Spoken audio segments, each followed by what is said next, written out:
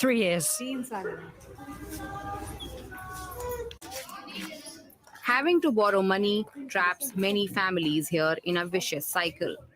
Banks do not lend money since they do not consider sex work as work.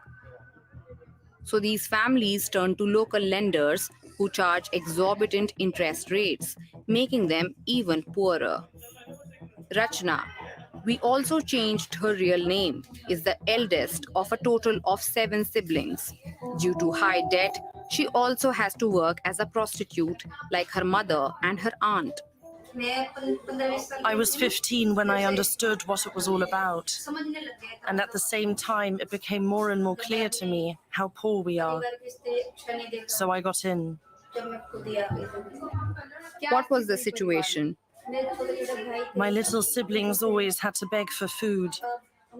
We have no real house, no land, nothing. At some point, the money that my mother earned here as a sex worker didn't suffice. So she had to go to Mumbai. In hotels, you can earn more. She had to leave us alone to do so. It became clear to me that it was the only way to make money, and essentially for us to survive. One day I finally said to her, I don't want you to do this. I will take care of this. I am now the breadwinner of the family. Rachna went to Mumbai through an agent who recruited her by contacting local pimps in an elaborate sex trade network. There are an estimated 3 million sex workers in India between ages 15 and 35. Sex work is legal in India. Pimping and human trafficking are not. This is a matter of survival for many like Rachna. They are abused in this system but stay for lack of any other avenues of work. There is a stigma attached to these villages, as the people here belong to the bottom of the caste hierarchy. Nuts, Bedia, Banchara, and Kanjar, where these women come from, have traditionally been nomadic tribes.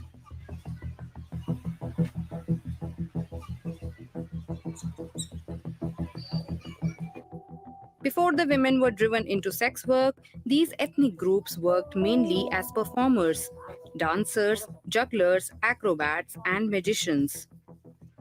Because of their work and way of life, the British colonial power viewed these ethnic groups as a threat. In 1871, they were criminalized under the Criminal Tribes Act, which was only repealed at the time of India's independence. Stereotypes about these tribes still persist in society and makes it almost impossible for them to start other professions or means of livelihood.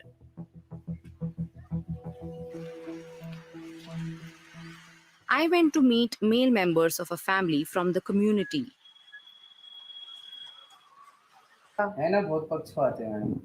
There's a lot of discrimination. No one wants to give us decent jobs. That would mean we could climb up and out of our misery. People don't want that, so there's no change.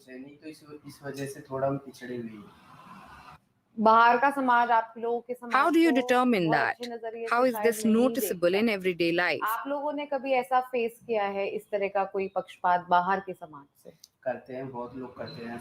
They won't even stand or walk next to us because we belong to a low caste. They tell us to go away. But it's getting better as more and more of us push to go to school. Otherwise, they wouldn't let us come near their homes. Some children here don't know who their father is. Of course, the mother's customers don't give names.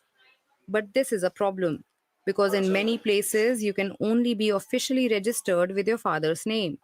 So these kids fall through the cracks. But women have been able to challenge some gender roles by becoming the primary breadwinner. Those who make money are strong. Our women are strong. They support the family. They call the shots.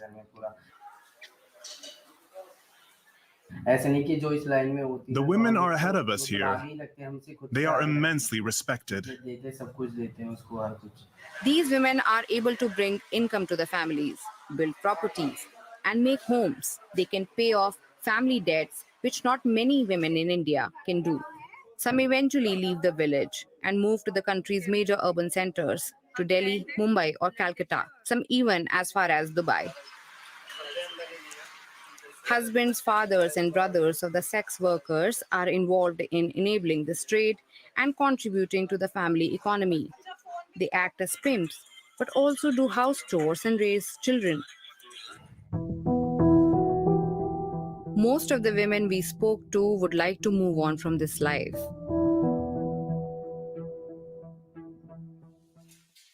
However, something is slowly changing in the villages.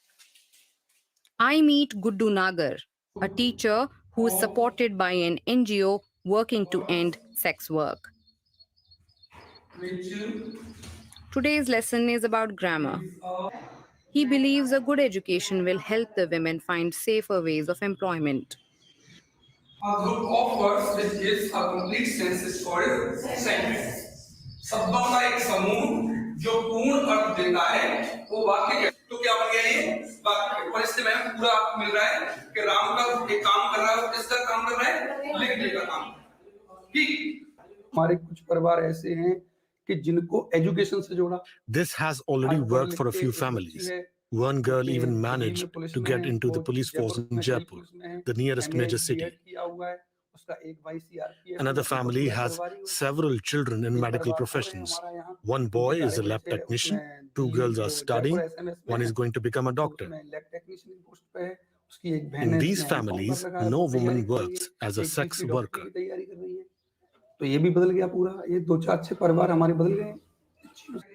Guddu Nagar belongs to the same tribes. His relatives were in the sex trade too. He wanted to break the cycle.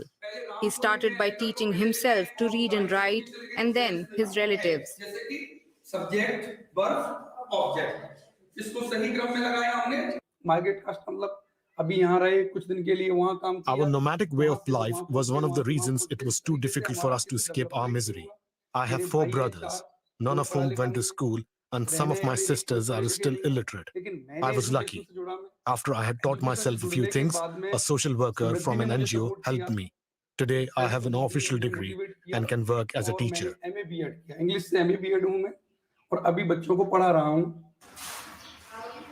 There are stories like this, but few and far between. Members of the community are trying to change the destiny of the next generation. It's called sentence.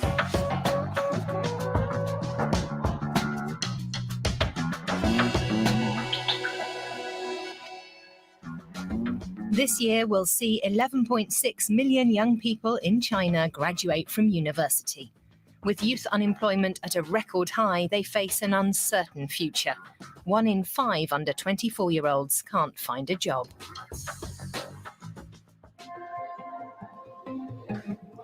They look like the ideal candidates. Standing tall, big smiles, no scars, and perfect nails. Every detail matters in the pursuit of their dream job, flight attendant.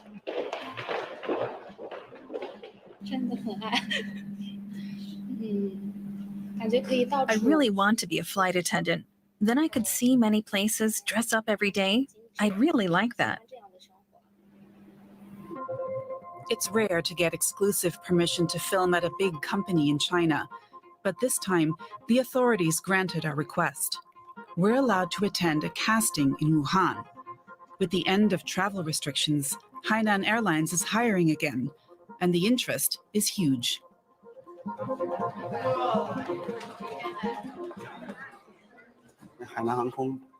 Hainan Airlines has already held 30 events this year, and we've received 40,000 applications. We chose Wuhan as a location because there are a lot of renowned universities here with well-educated students. First, the candidates are fingerprinted. Then their measurements are taken. The casting takes 3 days, and there are 700 applicants. Only 10% will actually get a job, so there's a lot of pressure. The competition is tough. I can only do my best and hope that we all find our dream jobs someday. But landing their dream job is a fantasy for many young people in China today. Most would be happy just to secure any job at all. It's a situation that's causing widespread frustration. People are lining up here as if they're going to a pop concert, waiting for an hour in the rain. But they're not here to dance and sing, rather to pray. I meet many students at Beijing's Lama Temple, even though it's rare to see people praying in China. There's only one institution people are supposed to put their faith in, the Communist Party. So it's astonishing to see so many young people here, kneeling before the Buddha.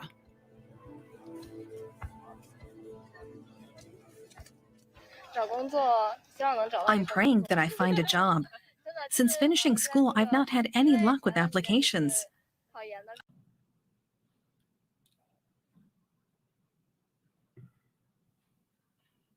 The 14th meeting of the General Assembly is called to order.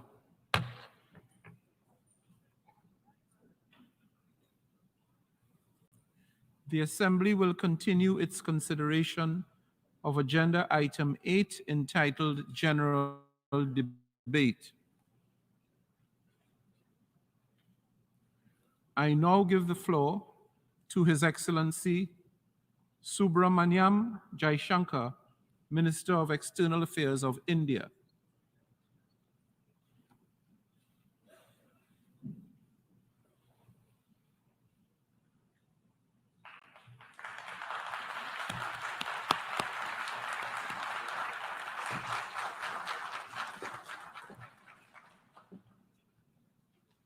Mr. President, Excellencies, distinguished members of the General Assembly, Namaste from Bharat. Let me begin by expressing our felicitations to the President of the General Assembly, His Excellency Denis Francis, and our fullest support to the 78th UNGA's theme of rebuilding trust and reigniting global solidarity. This is an occasion to take stock of our achievements and challenges, even while sharing our aspirations and goals. And indeed, in regard to both, there is much that India has to share. Mr. President, the world is witnessing an exceptional period of turmoil. As it is, structural inequities and uneven development have imposed burdens on the global south. But stresses have been aggravated by the impact of the COVID-19 pandemic and the repercussions of ongoing conflicts, tensions, and disputes. As a result, socio-economic gains of recent years have been rolled back. Resources for sustainable development are severely challenged, and many countries really struggle to make ends meet. Navigating the future appears even more daunting today. At this juncture, it was with a sense of exceptional responsibility that India took up the presidency of the G20. Our vision of one Earth, one family, one future sought to focus on the key concerns of the many, not just the narrow interests of a few. In the words of Prime Minister Narendra Modi, it was to bridge divides, dismantle barriers, and sow seeds of collaboration that nourish a world where unity prevails over discord and where shared destiny eclipses isolation. The New Delhi G20 Leaders' Declaration articulates our collective ability to do so. Excellencies, friends, at a time when East-West polarization is so sharp and the North-South divide so deep, The New Delhi summit also affirms that diplomacy and dialogue are the only effective solutions. The international order is diverse, and we must cater for divergences, if not differences. The days when a few nations set the agenda and expected others to fall in line are over. As the United Nations itself symbolizes, finding common ground is an imperative. To listen to others and to respect their viewpoints, this is not weakness, it is the basics of cooperation. Only then can collective efforts on global issues be successful. Recognizing that growth and development must focus on the most vulnerable, we began the G20 presidency by convening the Voice of the Global South Summit. This enabled us to hear directly from 125 nations and place their concerns on the G20 agenda. As a consequence, issues which deserve global attention got a fair hearing. More than that, the deliberations produced outcomes that have great significance for the international community. Mr. President, it was also noteworthy that at India's initiative, the African Union was admitted as a permanent member of the G20. By doing so, we gave voice to an entire continent which has long been its due. This significant step in reform should inspire the United Nations, a much older organization, to also make the Security Council contemporary. Broad representation is, after all, a prerequisite for both effectiveness and credibility. The outcomes of the New Delhi G20 summit will surely resonate for years ahead. Among them is an action plan for sustainable development goals, a crucial need of the day. Equally important are the high principles of lifestyle for environment, and the Green Development Pact as they shape our approach to our planet's future. The transformative role of digital public infrastructure has also finally been recognized as the salience of women-led development in building an inclusive and progressive society. The reform of international financial institutions has been given due weight, as has the resolution of debt vulnerabilities. Friends, the New Delhi G20 outcomes are expressed both as larger policies and as specific initiatives. They could be about building cities for tomorrow, or fighting corruption, eliminating hunger, or delivering quality education, ending plastic pollution, or preserving the ocean-based economy, or for that matter, enhancing food security, or even mapping global skills.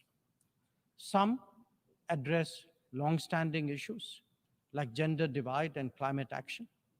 Others focus on new concerns such as responsible harnessing of artificial intelligence. All in all, we have placed for the world's consideration a set of actionable propositions, constructive solutions, and new directions.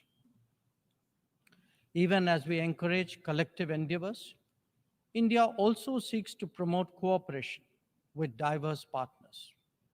From the era of non-alignment, we have now evolved to that of Vishwa Mitra, a friend to the world. This is reflected in our ability and willingness to engage with a broad range of nations, and where necessary, harmonize interests. It is visible in the rapid growth of the Quad, a mechanism today so relevant to the Indo-Pacific.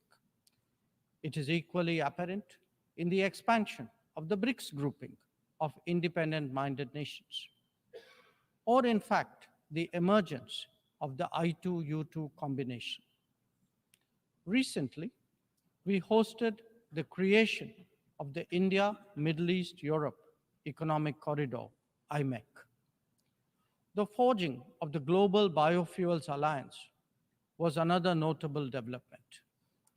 This willingness to work in an open-minded manner on specific domains is now a defining characteristic of the emerging multipolar order. Mr. President, all nations pursue their national interests.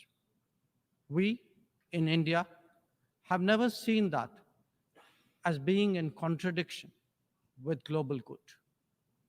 When we aspire to be a leading power, this is not for self-aggrandizement, but to take on greater responsibility and make more contributions. The goals we have set for ourselves will make us different from all those whose rise preceded ours. India demonstrated this during the COVID through the Vaccine Maitri initiative. Our endeavors, like the International Solar Alliance and the Coalition for Disaster Resilient Infrastructure, have gathered wide support. Our espousing of the International Year of Millets is enhancing global food security today. We have built development partnerships with 78 nations across geographies. And we have also been first responder in disaster emergency situations. The people of Turkey saw that in February, as did those in Syria. Our commitment is understandably even greater closer home. When Sri Lanka experienced a severe economic crisis, it was India that first stepped forward. But even in distant regions, partners such as the Pacific Islands have appreciated our contributions to meet their needs in health, in technology, and in climate action. Mr. President, the most populous nation and the fifth largest economy in the world knows that its progress makes a real difference to the world. Especially so when so many nations identify with us for reasons of history, of geography, and of culture. They follow our experiences closely and evaluate our solutions for their larger relevance. Last week, the United Nations assessed progress towards achieving SDGs. The mood here reflected the struggle to overcome challenges, especially those of resource paucity. It is therefore vital at this midway that we expand our capacities and regain our confidence. As the largest contributor to meeting SDG targets, India's achievements should give heart to others on this journey.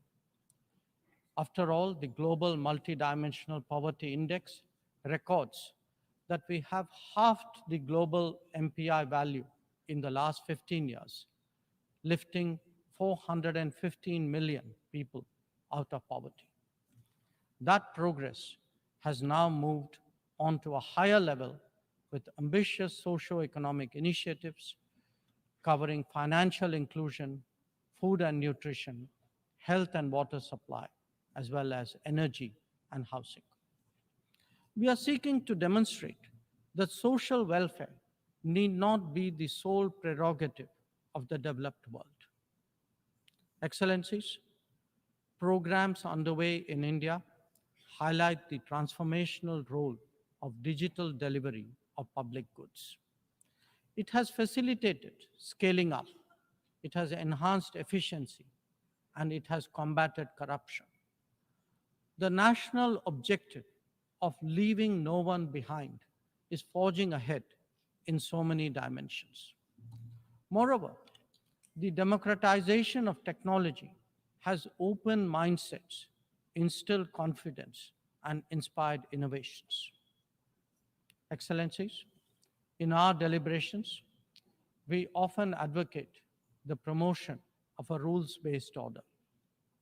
From time to time, respect for the UN Charter is also invoked. But for all the talk, it is still a few nations who shape the agenda and seek to define the norms. This cannot go on indefinitely, nor will it go unchallenged. A fair, equitable, and democratic order will surely emerge once we all put our minds to it. And for a start, that means ensuring that rule makers do not subjugate rule takers. After all, rules will work only when they apply equally to all. Mr. President, we must never again allow an injustice like vaccine apartheid to recur. Climate action, too, cannot continue to witness an evasion of historical responsibilities. The power of markets should not be utilized to steer food and energy from the needy to the wealthy. Nor must we countenance that political convenience determines responses to terrorism, extremism, and violence. Similarly, respect for territorial integrity and non-interference in internal affairs cannot be exercises in cherry picking. When reality departs from the rhetoric, we must have the courage to call it out. Without genuine solidarity, there can never be real trust. This is very much the sentiment of the Global South. Next year, the United Nations will be hosting the Summit of the Future. This should serve as a serious opportunity to drive change, champion fairness, and reform multilateralism, including the expansion of the Security Council memberships. We must address global challenges imbued with the conviction that we are one Earth and one family with one future. Excellencies, friends, India has entered the Amrit Kal, a quarter century where greater progress and transformation awaits us. We are confident that our talent and creativity, now so visibly unleashed, will power us forward. The world saw a glimpse of what is to come when our Chandrayaan-3 landed on the moon. Today, our message to the world is in digitally enabled governance and delivery, in the widening ambit of amenities and services, in rapidly growing infrastructure, and in our energetic startup culture. It is visible too in vibrant cultural expressions, such as in the arts, yoga, wellness, and lifestyle. Our latest assertion is in a path-breaking legislation to reserve 1/3 of the seats for women in our legislatures. Mr. President, I speak for a society where ancient traditions of democracy have struck deep modern roots. As a result, our thinking, approaches, and actions are now more grounded and authentic. As a civilizational polity that embraces modernity, we bring both tradition and technology equally confidently to the table. It is this fusion that today defines India, that is Bharat. I thank you, Mr. President.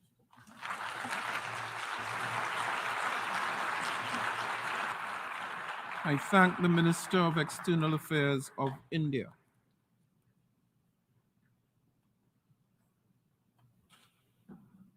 I now give the floor to Her Excellency Kamina Johnson-Smith, the Minister of Foreign Affairs and Foreign Trade of Jamaica.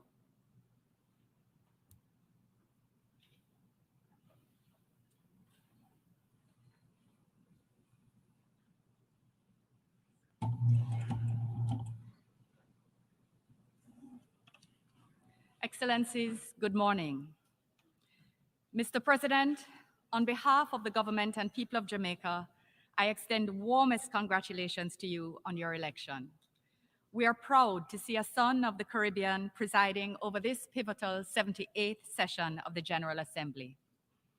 We share your vision of a world in which trust is rebuilt, global solidarity is reignited, and action is accelerated for the benefit of all our peoples. You can count on our fullest support in this endeavor. Mr. President, we meet at a time when the need for deliberate action is urgently needed on several global fronts. The Secretary General has sounded the alarm and issued strong appeals for greater ambition and action. Young people all over the world have been expressing their frustrations and have been calling for more from us as leaders. We must act now if we are to meet the hopes, dreams, and aspirations of present and future generations. Jamaica has long been committed to ambition and action beyond our size. Notwithstanding our limitations as a small island developing state, and even in the face of enormous challenges, we've made significant strides in recent years in the delivery of peace, prosperity, and progress for our people. This has not been easy. It has required bold, strategic, inclusive, and steady leadership, sustained commitment, hard decisions, and great collective sacrifice. We are a country with a strong track record of peace, democratic traditions, political stability, and respect for human rights. We are also now an economy which is growing in resilience and sustainability, having emerged from the pandemic in acceleration mode, a place where businesses can easily be started and can thrive, where jobs are being created for women and men. Inspired by our motto, out of many, one people, we are building a cohesive society with opportunities for everyone to achieve their potential. Mr. President, peace is not merely the absence of conflict. It is a social condition defined by mutual respect and the acknowledgement of our shared humanity. It permits our societies to channel our collective energies towards building a better future for ourselves, our children, and generations to come. In our own journey towards peace, as we tackle the twin-headed monster of crime and violence, Jamaica has invested heavily in the men and women of our security forces and the technology and infrastructure needed to support their work. Improved working conditions, increased mobility, use of forensics, and new legislative tools are delivering results.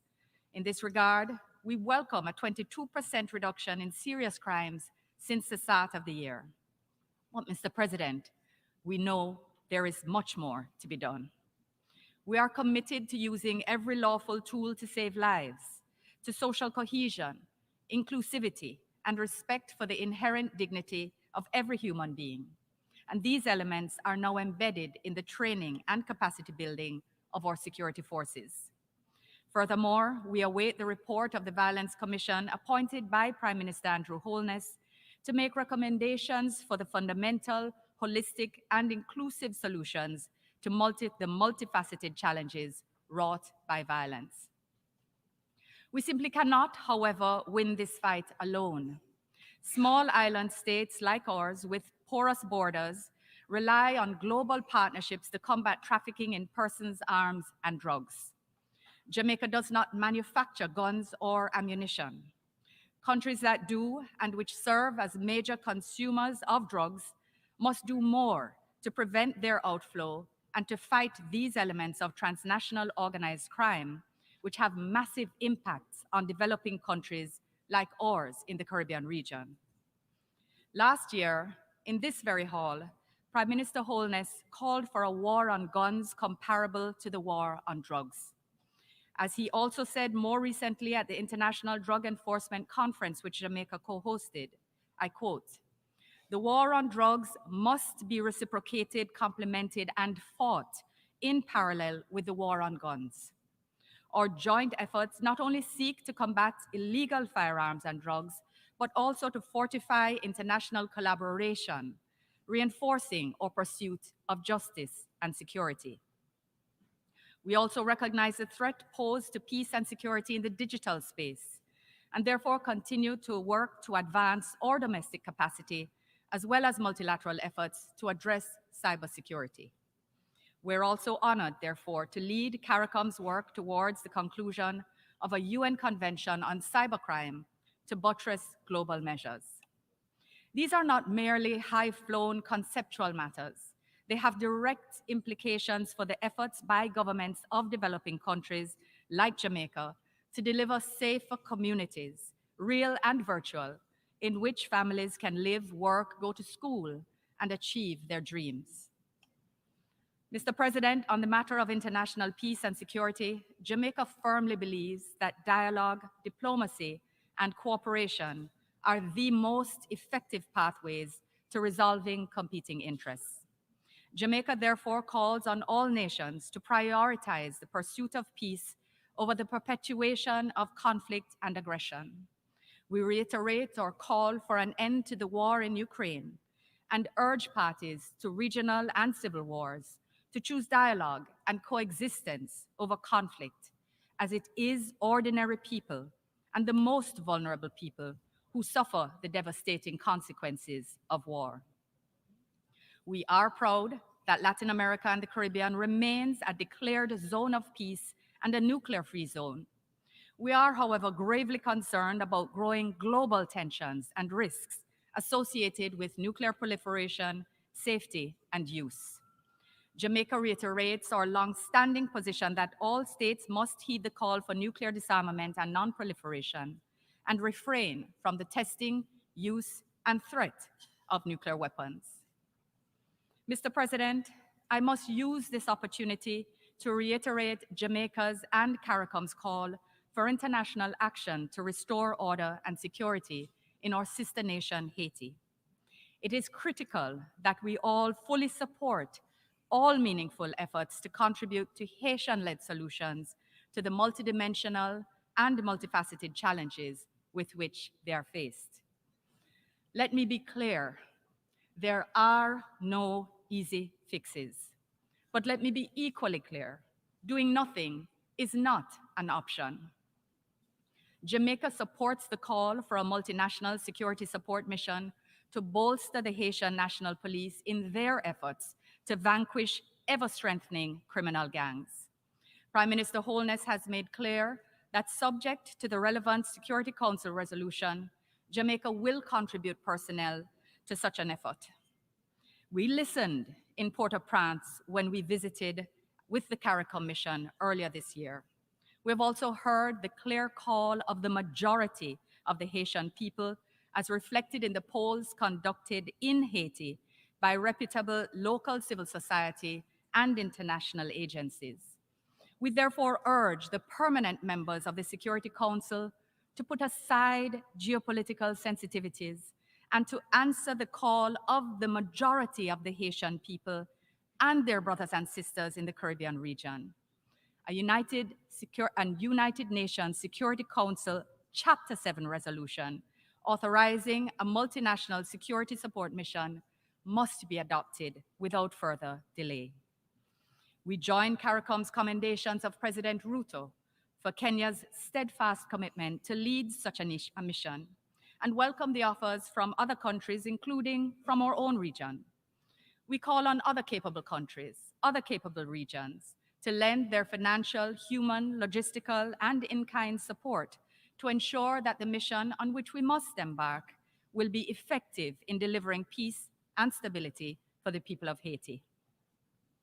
Despite the many competing issues, Jamaica cannot be more clear. Ordinary Haitians are suffering. Humanitarian support cannot be distributed in insecurity. Hospitals cannot deliver care in insecurity. Children cannot go to school in insecurity. Men and women cannot go to work in insecurity. Candidates cannot offer themselves for election in insecurity, nor can citizens vote in insecurity. The situation can and will become even worse if we do not act without delay. Peace and reasonable stability are indisputably necessary preconditions for each and every aspect of support, short, medium, and long-term development in Haiti, including the holding of free and fair elections. Rest assured, Excellencies, that only chaos will reign if the international community remains distracted and fails to act. We must meet the moment. Jamaica will also continue to lend its support to the CARICOM Eminent Persons Group as they work with the Haitian government and stakeholders towards a Haitian-owned solution to the political and governance crisis that has gripped the nation. Having hosted the first EPG meeting with stakeholders in Kingston in May of this year, we remain unwavering in our commitment to working towards a sustainable political outcome. We want Haiti, the first independent Black republic, to be able to deliver for its people the prosperity which they have always deserved. Mr. President, Jamaica itself has been undergoing a significant transformation over the last several years, fostering a growing, sustainable economy. From farm roads to bridges and highways, from wind turbines to solar panels, from fiber optics to satellite connectivity. Increased investment in infrastructure is playing a pivotal role in this transformation. Our efforts to diversify and modernize critical industries such as tourism, agriculture, manufacturing, and global services, including BPOs, have yielded substantial results. We have not only increased economic growth, but have also created new employment for our citizens. This year, Jamaica achieved its lowest unemployment rate on record at 4.5%. Fiscal responsibility and prudent economic management have been central to our achievements. We've paid down our debt, expanded revenue by including more people in the formal economy, and improved tax collection. We've established an independent central bank and legislated fiscal rules, creating and ensuring a stable macroeconomic environment. We recognize the need, however, to ensure that there's an appropriate balance between macroeconomic performance and social cohesion so that as many people as possible benefit from growth and stability in the economy. Since April 2022, we've granted the largest increase in minimum wage in the last 20 years, cumulatively amounting to 86%. We've conducted the largest and most comprehensive public sector compensation review, implemented a social pension for the elderly, as well as increased the benefits under and expanded student beneficiaries of our social safety net program. We've also broadened coverage of our National Health Fund and are investing in health infrastructure. Despite several external shocks, our people have remained resilient, and we remain poised for greater growth and development. We've invested heavily in our young people, establishing a new coding academy, providing STEM scholarships for students and student teachers at tertiary institutions, and removing all fees from our National Skills Training Agency up to associate degree level. We're partnering with the private sector for internships and employment to ensure that our young people are not only catalysts, but beneficiaries of sustained economic growth. Jamaica also remains committed to women's economic empowerment, the achievement of gender equality, and the elimination of violence against women and girls, and has embarked on an extensive process of policy and legislative reforms. In February of this year, Jamaica established a bicameral caucus of women parliamentarians to bolster our efforts to coalesce around women's issues and ensure that the needs of women and girls are adequately reflected in our legislative framework. On July 1st, the new Sexual Harassment Act came into effect and sensitization sessions have now started. The government has also ramped up mainstreaming of gender perspectives in the development of its policies through the institutionalization of gender focal points across the public sector. Excellencies, Jamaica is working to demonstrate our SDG commitments in action. Mr. President, as a small island developing state, an enabling global environment is essential for Jamaica to build on this foundation. We are proud to have led and participated in global efforts to pursue reform of the international financial architecture and to improve access to affordable financing for development, including climate finance. More work is, however, needed in this regard to facilitate inclusiveness and equity for all states, and particularly for highly indebted, middle-income, vulnerable, small island developing states. We will therefore continue our advocacy to support and build momentum towards ambitious and pragmatic solutions. The Multidimensional Vulnerability Index is urgently needed to address the vexed issue of graduation on the basis of per capita income only, and its implications for access to concessional finance and grant funding are critical. We look forward to the report of the high-level expert panel and its early adoption by the international financial community. Mr. President, the pandemic taught us many lessons which we cannot afford to forget. For developing states, it exacerbated previously existing inequities and inequalities within and among states. In terms of trade and services, global tourism and its related sectors were disproportionately impacted as the pandemic exposed their vulnerabilities. Massive global disruptions and unemployment were the result. Jamaica, as a leading tourism destination, recognized and recognizes the global value of resilient tourism for economic, social, and environmental development. Last year, at this very podium, Prime Minister Holness therefore issued the call for the declaration of an annual Global Tourism Resilience Day. I humbly express our sincere gratitude to all member states for answering this call with the General Assembly's designation by consensus of February 17th as Global Tourism Resilience Day. We look forward to collaborating with you in this context on innovations to deepen the resilience of the sector. Mr. President, a strong, robust, and inclusive multilateral system with the United Nations at its center remains the single most effective means of ensuring international cooperation towards a sustainable future. It is the forum in which small states have an equal voice and equal participation in global decision-making. Unfortunately, the multilateral system itself has faced significant challenges over the last few years. The pandemic, a war in Europe, shifting geopolitical tides, and a stubborn resistance to the realities of climate change, to name a few. Defying the odds, however, our collective endeavors have resulted in the adoption of the BB&J agreement in June of this year. As a sustainable ocean economy, the seat of the International Seabed Authority, and the home of the UN Convention on the Law of the Sea, Jamaica actively participated in the negotiations and looks forward to its early entry into force and effective implementation, towards the sustainable use and conservation of our invaluable ocean resources. Jamaica also welcomes the adoption of the Kunming-Montreal Global Biodiversity Framework, which will catalyze action to halt and reverse biodiversity loss. This hard-won victory for sustainable development highlights our shared commitment to protect 30% of terrestrial, coastal, and marine areas by 2030. Both of these landmark agreements attained through multilateral action will make an impactful contribution to furthering our shared objective of benefiting from our natural resources now, but in a way that ensures their sustainability for future generations.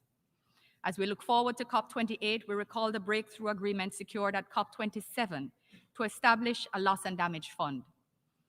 The work of the Transitional Committee will be vital to ensuring that the fund can be properly structured and operationalized. SIDS are counting on meaningful progress in this regard. We also expect that all states will commit to the achievement of net zero fossil fuel production and to keeping 1.5 alive. We are playing our part through our more ambitious NDCs to bolster our society, economy, and country against the existential threat of climate change. In that regard, we're working assiduously to reduce greenhouse gas emissions, to increase reforestation, including through our 3 million trees in 3 years project, to reduce plastic waste, including in the marine environment, to accelerate the energy transition towards renewables, and to address coastal erosion and risks to biodiversity both on land and at sea. Notwithstanding our efforts, the responsibility for effective action is a global one, as the wide-ranging consequences of inaction are equally global. Having just completed the Climate Ambition Summit last week, we urge major and emerging economies to elevate their ambition and to deliver on their commitments under the Paris Agreement. This is a matter of survival for all our countries and peoples, especially in small island developing states. As we therefore prepare for the 4th International SIDS Conference to be held in Antigua and Barbuda in May of 2024, we look forward to assessing the progress to date and the remaining gaps in the implementation of previous plans of action. The conference will also set the agenda for the program of action for the sustainable development of SIDS for the next 10 years. Jamaica looks forward to having tangible outcomes, focusing on the climate crisis, biodiversity, and issues related to debt. Mr. President, as we mark the midpoint of the 2030 agenda, we must channel our fullest efforts towards accelerating achievement of the SDGs through partnerships and a whole-of-society approach. At the SDG Summit last week, we recognized the mutually reinforcing and cross-cutting natures of the SDGs, and that we all must turbocharge our efforts to attain the transformation we need for people, planet, and prosperity. As we all work towards the attainment of the SDGs, Jamaica joins the international community in the unanimous call for ending the economic, commercial, and financial embargo imposed against Cuba. Mr. President, our shared commitment to achieve progress, prosperity, and sustainability for all cannot be fulfilled until we have definitively closed the chapter on slavery and its legacies in our global history. This residual impact of immorality of slavery and the transatlantic slave trade has lingered for far too long, and justice and accountability are long overdue. The systemic imbalances caused by centuries of exploitation constitute the foundation of the persistent underdevelopment which countries like Jamaica have worked hard to overcome. Jamaica, therefore, reaffirms its determination to further the call for the international recognition of reparatory justice as a necessary path to complete healing, restoration of dignity, and progress for people of African descent. Together, we must stride confidently forward in good faith, building on the lessons of that horrific past and moving purposefully towards a common future. Furthermore, Jamaica supports the call for an extension of the International Decade for People of African Descent, as insufficient progress has been made to address racial injustices worldwide. Mr. President, complex global problems demand comprehensive global responses. As we work during this 78th session to achieve and maintain lasting peace, to attain and build shared prosperity, and to accelerate meaningful progress and sustainability, Jamaica will remain hopeful that together we can overcome the major challenges that stand in our way. Genuine political will and innovative thinking are required to not only identify the solutions, but to pursue them diligently and consistently until the desired results are achieved. I assure you, Mr. President, Excellencies, and all delegations of Jamaica's unwavering commitment and partnership in this noble effort. I thank you.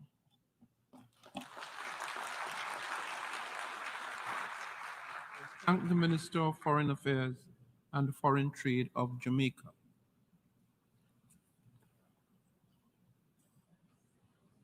I now give the floor to His Excellency Tande Dorji, Minister of Foreign Affairs of Bhutan.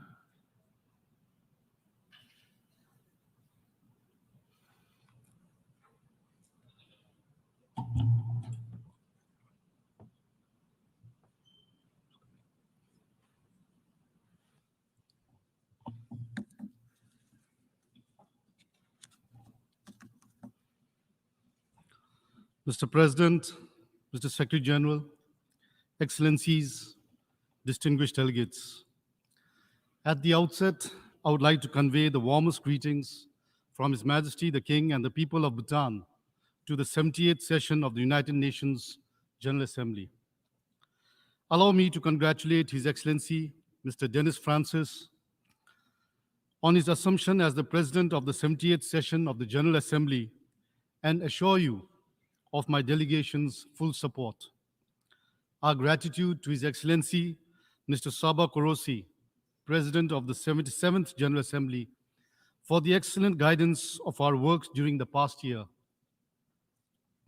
We also welcome the theme for the 78th session of the UNGA, Rebuilding Trust and Reigniting Global Solidarity, accelerating action on the 2030 Agenda and its sustainable development goals towards peace, prosperity, progress, and sustainability for all, which is very relevant, appropriate, and timely.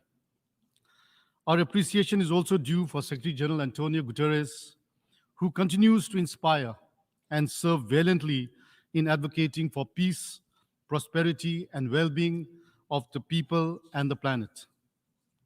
Mr. President, the initiatives laid in our common agenda presents us with the opportunity to find new ways to work together for the common good without undermining the existing agreements or mandates. Bhutan is happy to engage constructively in preparing for the Summit of the Future and work towards elaboration of a global digital compact, which would, among other things, accelerate the implementation of the 2030 Agenda for Sustainable Development and the achievement of the SDGs. The reforms of the UN, which center firmly on implementing the 2030 Agenda, will provide the essential impetus to galvanize support and progress in areas that have been found to be insufficient to meet the goals and targets within the set time frame of 2030. This discussion assumes even greater urgency as we have passed the midpoint towards implementing the 2030 Agenda. This is further exacerbated by the conflicts and the looming climate emergency, which have thrown efforts towards achieving the 2030 Agenda and the SDGs off track. We need to refocus our priorities by shifting gears and turning our commitments into action. In this regard, we support the Secretary General's SDG stimulus, which aims to significantly increase affordable long-term financing for development and scale up affordable financing to ensure that the 2030 Agenda regains its traction. Mr. President, under the guidance of our visionary leaders, Bhutan embarked on its development path with a holistic guiding philosophy that we call gross national happiness, or GNH. When the world leaders adopted the 2030 Agenda in 2015, it was apparent that the SDGs presented high levels of synergy with our own development philosophy of GNH. Therefore, mainstreaming SDGs into our national plans and their implementations came very naturally.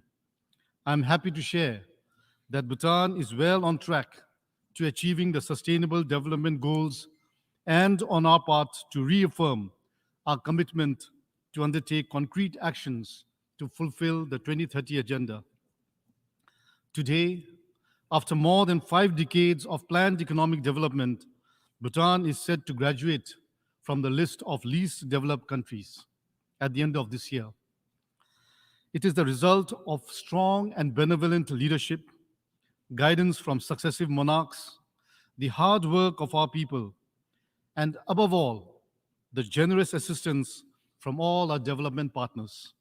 I take this opportunity to thank all our bilateral and multilateral partners, well-wishers and friends for their generosity and support, without which we would not have been able to achieve this important milestone. While this achievement in our development journey is an occasion for celebration, we do so with the full knowledge of the vulnerabilities under which we graduate and the challenges that lie ahead.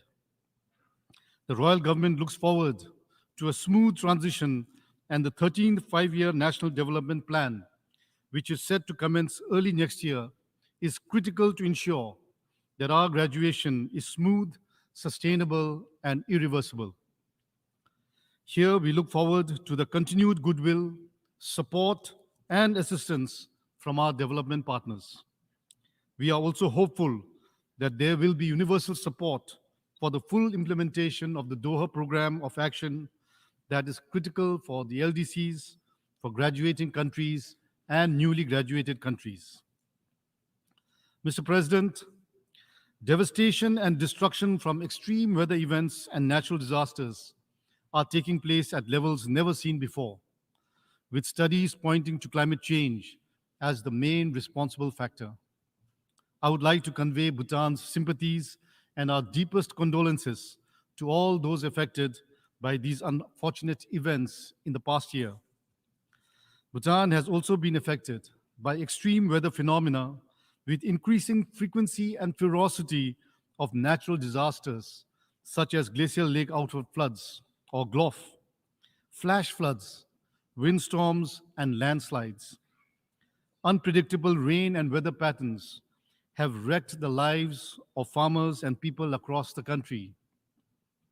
These are serious causes of concern which have consequential impacts on the assets and the livelihoods of our people and our hard-earned development gains.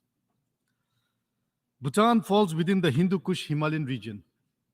The Intergovernmental Panel on Climate Change Working Group report confirms that the rate of ice sheet loss increased at an alarming rate in the last 3 decades, with the region experiencing glacier mass loss by 65%. Even if global warming is limited to 1.5 degrees Celsius, 1/3 of the glaciers in the Hindu Kush Himalayan region will disappear by the end of the century. For countries like ours, this means permanent loss of water resources for agriculture, hydropower generation, natural resources, and increased risk of disaster events. The melting of our glaciers also contributes substantially to rising sea levels and triggers a host of cascading effects, including coastal erosion, flooding, and permanent land submersion. On our part, we have done all we can, and Bhutan's leadership in sustainable development and environmental stewardship has been well recognized globally. We are fortunate that the past investments in environmental conservation are reaping climate dividends. Our forests not only serve as a carbon sink for greenhouse gas emissions, but also provide valuable ecosystem services of clean water for drinking, agriculture, and hydropower. We are committed to remaining carbon neutral and reaffirm our pledge to fulfill our commitments to the Paris Agreement. While welcoming the breakthrough agreement to provide loss and damage funding for vulnerable countries on the front line of the climate crisis during COP27, we are hopeful that progress will be made and that it will be operationalized by the time of COP28. In addition, we need to mobilize new and additional climate financing while ensuring balance between financing for mitigation and adaptation. We also need to forge strong international cooperation in coming up with viable projects and partnerships to scale up investments in alternative renewable energy, to reduce our dependence on fossil fuels, particularly in the manufacturing and transport sectors. Mr. President, Excellencies, although being a small developing country with a population of less than 1 million, Bhutan has always worked constructively with other member states to realize the noble objects of the United Nations since its membership in 1971.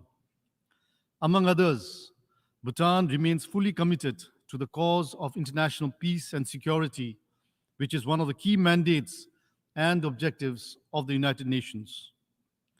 Bhutan joined the fraternity of troops and police contributing countries in 2014 to contribute its part towards maintaining international peace and security.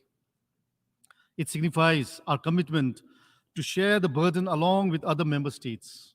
Since then, Bhutan has been working towards gradually broadening and deepening our engagement in the UN peacekeeping operations. I am happy to share that in November 2022, Bhutan deployed its first uniformed contingent to the UN Multidimensional Integrated Stabilization Mission in the Central African Republic, MINUSCA. Bhutan has also pledged an integrated formed police unit, and we are working towards fulfilling this pledge. We stand ready to deploy our FPU whenever the United Nations calls upon us to do so. The Royal Government would like to express our appreciation to the Department of Peace Operations and the Department of Operational Support of the United Nations Peacekeeping for the guidance and support to Bhutan's participation in this very important mandate. Mr. President, effective multilateralism must address the concerns of the less powerful nations of the world. The global governance architecture has not delivered the equity and inclusion that is required to ensure that the ideals of the common agenda are carried out. The increasing fragmentation, polarization, and growing inequity we witness in the world today only serves as an urgent cry for strengthening multilateralism, to forge greater political resolve, solidarity, and to practice compassion. Bhutan has consistently maintained that the reform of the UNSC must progress hand in hand with the reform of the entire UN system. The reform must accommodate the interests and concerns of all member states, particularly of those unrepresented and underrepresented. We believe that the UNSC must evolve to stay relevant and effective to address the multifaceted challenges of our times, and in this regard, Bhutan supports the expansion of both the permanent and non-permanent categories of the Security Council. We continue to believe that in a reformed council, India and Japan must be included as permanent members, so as members from the African Union. Mr. President, under the leadership of His Majesty the King, the government has initiated and implemented a number of reforms across all government agencies and sectors. Having learned valuable lessons from the COVID pandemic, we are convinced that business as usual cannot be the norm. Urged by the expectations of our people, the need to overcome our vulnerabilities, and to progress as an advanced nation, we have undertaken major transformations so as to enhance public services, accelerate the economy, sustained the development gains while promoting and preserving our core values, which are our tradition and culture, and most importantly, our environment.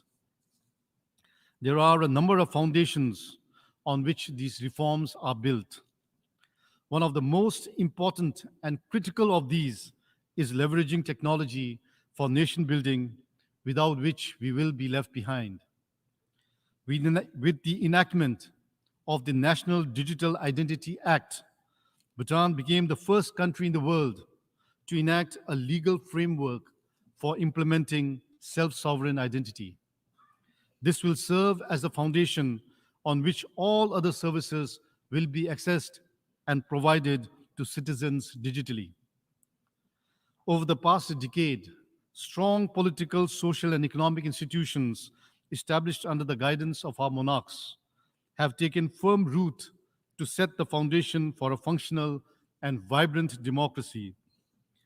As we look to the future, Bhutan will continue working with all member states to ensure that the United Nations continue to play an instrumental role in promoting peace and security, and a UN that is fit for purpose in the 21st century. Mr. President, Excellencies, in closing, may I submit that the world has largely forgotten the COVID pandemic, despite having killed nearly 20 million people globally. We should, however, remember the vulnerabilities that we all faced, how ill-prepared we were, and the sufferings that all of us experienced collectively. We have all seen the best and worst of humanity and global cooperation. Today, as we emerge victorious from the pandemic, we must learn from the lessons and prevent any such catastrophe from occurring in the future. From the Spanish flu in 1920 to the SARS outbreak in 2002, it took nearly 80 years for a global pandemic to emerge. And ever since, we have seen rapid incidences of potential pandemics, such as MERS in 2012, Ebola in 2014, Zika in 2016. And as the name SARS-CoV-2 suggests, SARS-CoV-3 may just be around the corner, brought about by climate change, massive loss of habitat, and ever-increasing interaction between humans and animals. We must all acknowledge our interdependence and the importance of working closely together and collaborating with each other to combat our common challenges. While each of our countries have our own priorities, we must not forget that we share this world together, and therefore we should all prioritize global well-being, preparedness, and cooperation. Together, we can. Thank you. Tashdilel.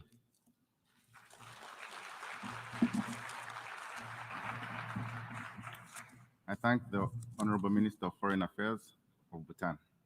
Thank you, Excellency. And I'll give the floor to His Excellency, Lejone Mbela, Minister of External Relations of Cameroon.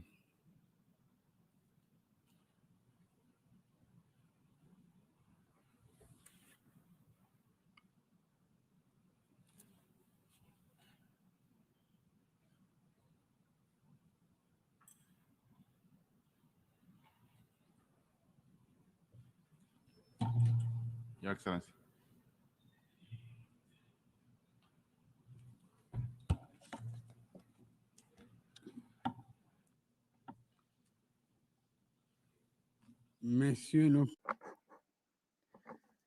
Mr. President, heads of states and governments, heads of delegations, distinguished delegates, Your Excellencies, ladies and gentlemen, the President of the Republic of Cameroon, His Excellency, Mr. Paul Biya, gave me the honor of representing him during the deliberations of the 78th session of the United Nations General Assembly, and asked me to deliver on his behalf the following statement. And I quote, "Please allow me to, first of all, extend the very warm congratulations on behalf of Cameroon to Mr. Denis Francis. We congratulate him on being elected to preside over the current General Assembly. His wide experience in multilateral diplomacy and his wonderful human qualities allow us to think that he will be able to steer our deliberations with effectiveness and success. I would like to assure him of the support he will have from my country as he discharges his honorable duty. And I take this opportunity to also congratulate his predecessor, Ambassador Shabar Qureshi, who worked hard to prepare the many high-level meetings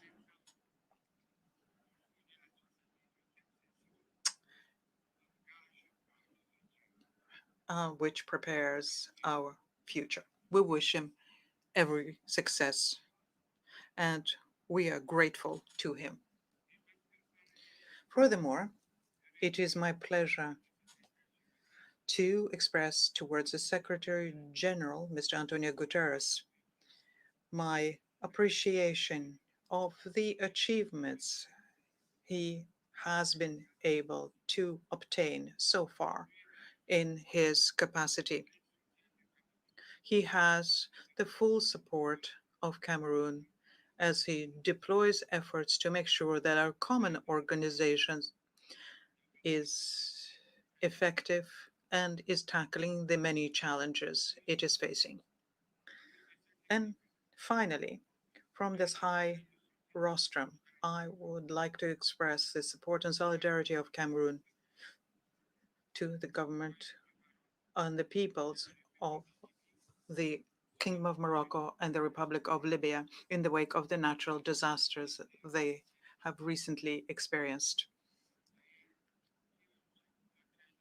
and which brought in their wake the loss of human lives and material damages. Mr. President, Your Excellencies, ladies and gentlemen, the topic chosen for this current session of the General Assembly, namely rebuilding trust and reigniting global solidarity, accelerating action on the 2030 Agenda and its sustainable development goals towards peace, prosperity, progress, and sustainability for all. Now, the relevance of this theme is obvious. Indeed, this 78th session of the General Assembly takes place against the background where the tensions geopolitically is growing, and it impacts peace, development, the social situation in many countries, in particular in Africa, in Asia, in Latin America, and in Europe. It is the case in particular in Ukraine, in the Sahel region, the Great Lakes region, and in the Horn of Africa. This situation makes more fragile and is compounded by the COVID-19 pandemic efforts and impacts growth and development and prevents us from effectively fighting climate change. Fortunately, we are happy to see that the international community has mobilized itself to reach a consensus on some of these major challenges.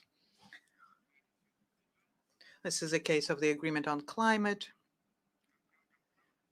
This is also the case on the Sustainable Development Program that we launched together here in this very hall in 2015, which is accompanied by the Addis Ababa Program for Action. More recently, we adopted the Ottawa Framework Convention and the Marine Biodiversity Agreement. It is following this trend that Africa is gradually implementing its own 2063 agenda and the African-wide agreements, so as to have a unified Africa, Africa at peace and security, Africa with good governance, with shared prosperity, Africa which is called upon to play a major role in international relations between now and 2063. Now, despite all of these efforts, the expected accomplishments are yet to appear. Well, now, why is that? Mr. President, inter alia, we need to recognize here that action, unfortunately, did not always follow speech. Let me quote here the insufficient mobilizations of the means for the implementation of the SDGs, or the fact that that 0.5% ODA goal has not been attained. Let me also recall that sometimes the means come late or distributed very sparingly or accompanied with conditions. Sometimes the political will is brought into question when it follows egoistical considerations, which is not in line with general interests and growing solidarity amongst peoples and nations. And lastly, the tools, the mechanisms, the institutions, and the pathways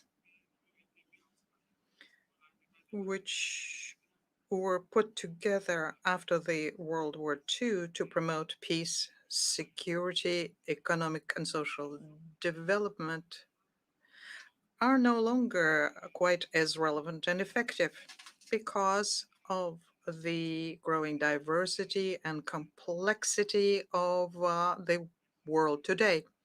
Mr. President, so what can we undertake now? First of all, we need a new, greater political will, new awareness, the kind of awareness that underscores general interest, where science is in the service of humanity as a whole, so as to ensure the well-being of one and all in such areas as peace, security, health, or economic, social, and cultural development. In this regard, we need to base our work on the charter of our organization and align ourselves to its goals and purposes. We need to resolve conflicts through dialogue and need to promote a renewed global financial architecture and work relentlessly to see equitable global development, the kind which will enable all regions of the world to aspire to growth and prosperity. These are, in any event, the goals of Africa in Agenda 2063, establishing continental free trade areas. And we expect the outcomes here in such areas as research, science, technology, energy, infrastructure, communications, telecommunications, agriculture, food industry, debt, climate action, and development in general terms. We need to act together to reform the Security Council so as to give the countries of the South, and in particular African countries, a permanent and equitable representation. Indeed, countries are represented on the Council, but Africa is the only continent that has never had permanent representation within the Council, whereas 2/3 of its activities take place on the continent. It is an injustice that needs to be rectified, and that is why we reaffirm our support to the Esselwini Consensus and the CERT Declaration, and ask for 2 permanent posts and 3 non-permanent ones for Africa on the Security Council. Mr. President, Your Excellencies, ladies and gentlemen, Cameroon is committed to the commitments it undertook in terms of solidarity, and was the first country to ratify the Paris Climate Agreement, and together with other countries in the Congo Basin, we work together to find a solution to climate change. We're also one of the pioneer countries in operationalizing the agreement on the Continental Free Trade Agreement, and we proposed a plan for implementing the SDGs and Agenda 2063. We have on this a national development strategy to make sure that our country becomes an emerging economy. We also passed all of the necessary reforms for economic and social development and for good governance based on decentralization. This is to help all of our nationals to fully participate in the affairs of the country.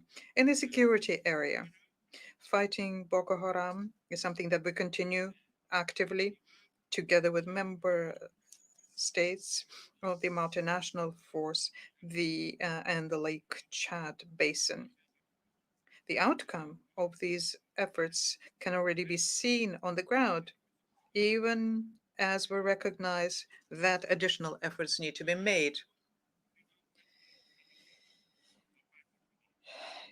In the north and the south of the country, peace and prosperity is gradually returning thanks to the active involvement of the government and in the wake of the recommendations of the wide national dialogue. And this is being done despite the occasional outbreaks of violence and hostage taking. The effective implementation by the government of the presidential guidelines on development, mobilizing and reintegration through SDR enables us to think that peace and stability will sustainably return, and the economic and development activities in the two regions will return. Certainly, these efforts will not be in vain. We take this opportunity to thank once again our bilateral and multilateral partners who continue contributing to improving this situation and helping the various plans put together by the government. Their valuable assistance in stabilizing these two regions is very much appreciated by the government, which is extending its hand to those who lay down their weapons. Your Excellencies, ladies and gentlemen, the world is changing in front of our eyes, and we therefore need to come up with decisions and solutions to make it better for the well-being of our people. And we can do it as long as we strengthen our solidarity and all tackle our challenges, including such as artificial intelligence. But we do have tools for that. If they're well used, we'll be able to attain the hoped for results so as to ensure that humanity survives and that it has a better future. I thank you. End of quote. I thank the Honorable Minister of External Relations of Cameroon. I now have the great honor and pleasure of introducing and giving the floor to His Excellency Stanley Kakuo, Minister of Foreign Affairs of Zambia.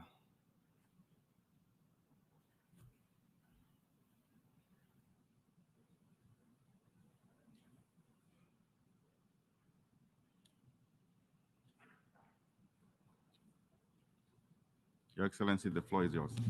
Okay. Mr. President, the world today is overcome with the overlapping challenges of war, global economic uncertainty, climate change, and food insecurity. The cost of war, be it in the eastern part of the DRC or the heart of the Sudan, or the war between Russia and Ukraine, has at its best led to the displacement of innocent women and children, and at its worst led to the demise of many of our brothers and sisters. War has left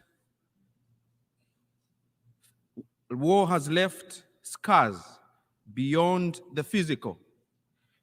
It wounds the soul of nations and fragments the bonds that hold humanity together. Needless to say, that humanity must win the war against war. Neither must we lose the race to save our planet.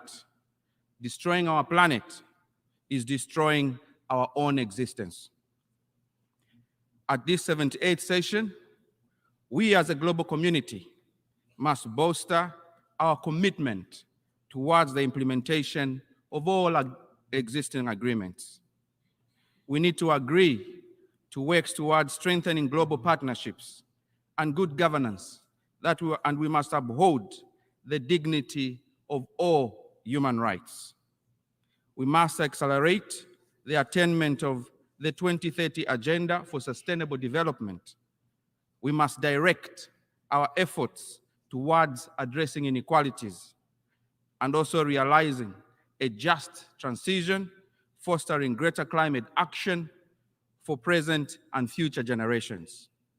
In this case, a just transition must mean fairness amongst nations, while acknowledging that fairness is not equality, but fairness must guarantee access to each of our unique nations' needs.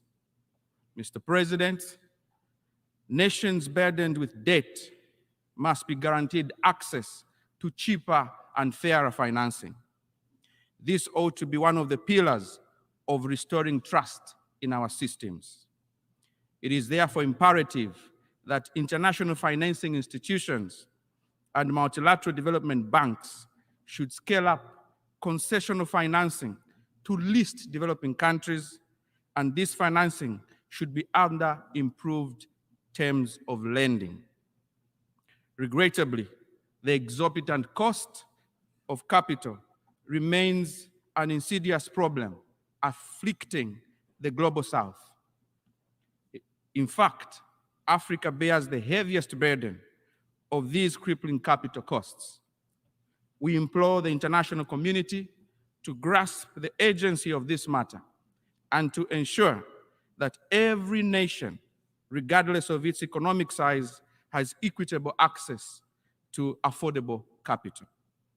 It is also a fact that countries with smaller economies require this capital more, which unfortunately ends up in the first world economies that need it the least. We recognize, Mr. President, that a few development partners honored their ODA pledges, and we applaud them for this effort. We also commend France and other partners for successfully hosting the summit for a new global financing pact in Paris in June this year.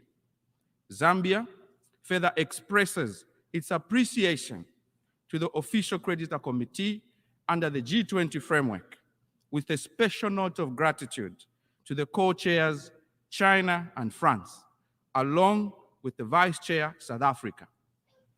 Their diligent work and collaborative spirit has played an indispensable role in reaching an important debt restructure agreement for Zambia's heavy debt burden. We continue calling for more reforms of the international financial architecture to quicken the decision-making process that would enable countries in special circumstances to restructure their debt.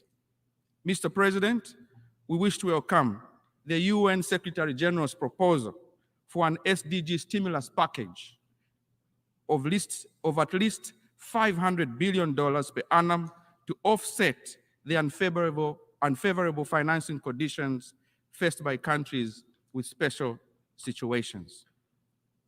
The elements of this package hold greater potential to catalyze the transformative actions in least developed countries for critical sectors such as renewable energy, social protection for the weak, healthcare, quality education, food insecurity, resilient infrastructure, artificial intelligence, and the rest of information technology. There is need to scale up partnerships and collaboration so that we can have a united effort in strengthening inclusiveness and effectiveness of international tax cooperation for the world to combat illicit financial flows. It is also important, Mr. President, that we enhance protection of domestic resources which are required for the application to desired sectors as outlined in the SDG stimulus package. Mr. President, with regards to climate finance, we wish to emphasize the need for an effective implementation mechanism for loss and damage fund as agreed upon at COP27. In the same manner, we reiterate the need to honor the annual $100 billion pledge for climate change with greater emphasis on adaptation. This, Mr. President, is very crucial if we are to uphold the credibility of global efforts that are aimed at addressing climate injustices and protect our planet from further degradation. Mr. President, to complement access to affordable finance, countries need to enhance trade and investment as the engine of economic development and job creation at both regional and multilateral levels. Under the Common Market for East and Southern Africa, Zambia is leading the COMESA integration strategy through reducing barriers to trade and encouraging free movement of business persons and goods. Mr. President, in this era of instant communication and globalized economies, the well-being of one nation profoundly impacts the well-being of another. Leveraging the transformative capabilities of digital technology, especially artificial intelligence, we aspire to enhance the quality of life of our citizens. Imagine using AI to deliver life-saving medicines to that seemingly forgotten grandmother in a village in Africa. Also, imagine the grand transformation we can achieve in harnessing the fertile soils of countries like Zambia using the technology of precision irrigation. As information communication technologies continue to advance, we have a new frontier for interaction in digital cooperation. Now it is possible for a professor at Harvard to mentor students in Kenya, or lecture students at the University of Lusaka. The advancement in digital technology makes it possible to improve the quality of lives of our people by creating new jobs and opportunities for youth, as well as providing access to top-class education and quality healthcare for all. It is therefore very important, Mr. President, that we continue to forge new alliances on the development and use of technologies, also the creation and sharing of digital resources and content, as well as the development of regulations and policies that govern the use of digital technologies to promote socio-economic development. We also need to enhance cooperation and ensure that the digital space and all technology are used in a responsible manner. We therefore call for the support and investment in digital infrastructure and provision of its access, particularly access of affordable devices and internet services in underserviced communities in least developed countries. Mr. President, the empowerment of women and girls is crucial and is important and very decisive in overcoming poverty in all society. Beyond economic empowerment, women need to equally be we need to put emphasis on women and all programs that will promote their well-being. This is why, Mr. President, as the African Union's champions on ending child marriage, President Hichilema will continue to enhance the collaboration in preventing and wiping out the scourge of early and child marriages so that we can foster an environment conducive for children to have a chance in life. Consistent with this, Mr. President, Zambia is in collaboration with the African Union. In collaboration with the African Union, will this year host a conference for traditional and religious leaders across Africa aimed at advancing a culture that promotes inclusive development and prevention of early child marriages. Mr. President, Zambia, in line with our reputation as a beacon of peace on the African continent, we will continue to champion the cause of peace, security, and stability as the prerequisites for sustainable development. Because without peace, Mr. President, our joint developmental efforts will be in vain. We shall continue to call for the use of diplomacy as the only option for resolving conflict between nations. Zambia is committed to furthering peace, security, and stability, and that is why President Hichilema visited Kiev and St. Petersburg alongside other select African leaders, and they held honest and constructive discussions with both President Putin and President Zelensky. Zambia will continue to be committed to the UN Charter and its principles of upholding territorial integrity and also the just respect for international borders. Mr. President, as Zambia leads the SADC organ on politics and defense and security cooperation, we pledge not only to play our own individual role, but also to galvanize our region and efforts to restore peace in areas requiring intervention on our own continent. Mr. President, we take immense pride in our strong democratic principles as Zambia. Our credentials are solid, and we will continue to guarantee our own people, the Zambian people, their rights and freedoms, including their civil liberties.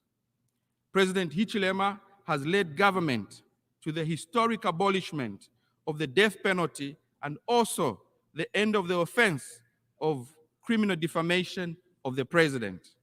This, Mr. President, is the first time it has been achieved in the history of Zambia. Mr. President, today, we address this assembly with a sense of accomplishment because prudent fiscal policies have been reinstated in our country. We are nurturing our economy back to health, and the results are quantifiable. Mr. President, in 2021, our economy achieved a commendable growth rate of 4.7% from a contraction of -2.8 in 2020. In 2022, Mr. President, the economy demonstrated resilience and maintained a positive growth rate of 3.7%. Furthermore, we have diligently worked to reduce our year-end inflation to single digits, making it at 9.9% for the calendar year 2022. Concurrently, our government is deeply committed to stabilizing our local currency, the kwacha, against major currencies. And going forward, Mr. President, we remain steadfast in reducing the cost of essential household goods for our people. Zambia reiterates the call to reform the Security Council to become more inclusive, particularly for Africa to have permanent representation, in line with the Ezulwini Consensus and also the CETA Declaration. These reforms, Mr. President, will not only enhance the legitimacy of the Security Council, but this will put an end to this historic injustice against Africa. Mr. President, the time has come to ensure the true composition of our UN family, as well as giving an opportunity for a better diplomatic position and representation for countries that are perceived to be weaker. Mr. President, the threat of nuclear war is a matter that needs our full attention. We take this opportunity to reiterate our resolute stance against the proliferation of the nuclear weapons, and we advocate for a world free of threats. We urge all nations, and we mean all nations, to uphold their obligations under the Non-Proliferation Treaty and to work to prevent the development and productions of chemical weapons. Mr. President, we set our eyes on a world, we set our eyes on an agenda to set the world on a path of sustainability, of success for the next generation. We are hopeful that this summit, this year, all our voices will be heard. We shall rebuild trust in this format. A platform such as this one must ensure that inequality is tackled, systemic injustice is tackled. We must also ensure that the benefits of progress are shared across the world. Zambia therefore calls on all member states of the UN, the private sector, the youth groups across the world, and other stakeholders to come together in good faith to draw out the contours of the world as it should be for future generations as we pass on the baton on all the challenges that we face today for a sustainable and positive future. Mr. President, I thank you. I thank the Honorable Minister of Foreign Affairs and International Cooperation of Zambia. Your Excellency, thank you. I now give the floor to His Excellency Archbishop Paul Richard Gallagher, Secretary of Relations with the States of the Holy See.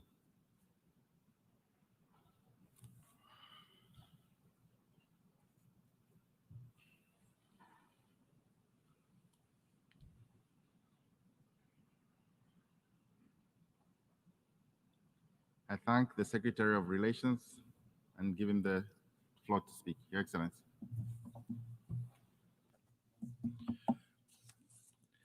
Mr. President, I am pleased to extend to you and to the representatives of nations gathered here the warm greetings of Pope Francis, while also congratulating Your Excellency on your election as President of this august assembly. The Holy See wishes to commend you on the topic for this general debate and cannot agree more that there is an overwhelming need to start rebuilding trust in order to reignite global stability, peace, and prosperity.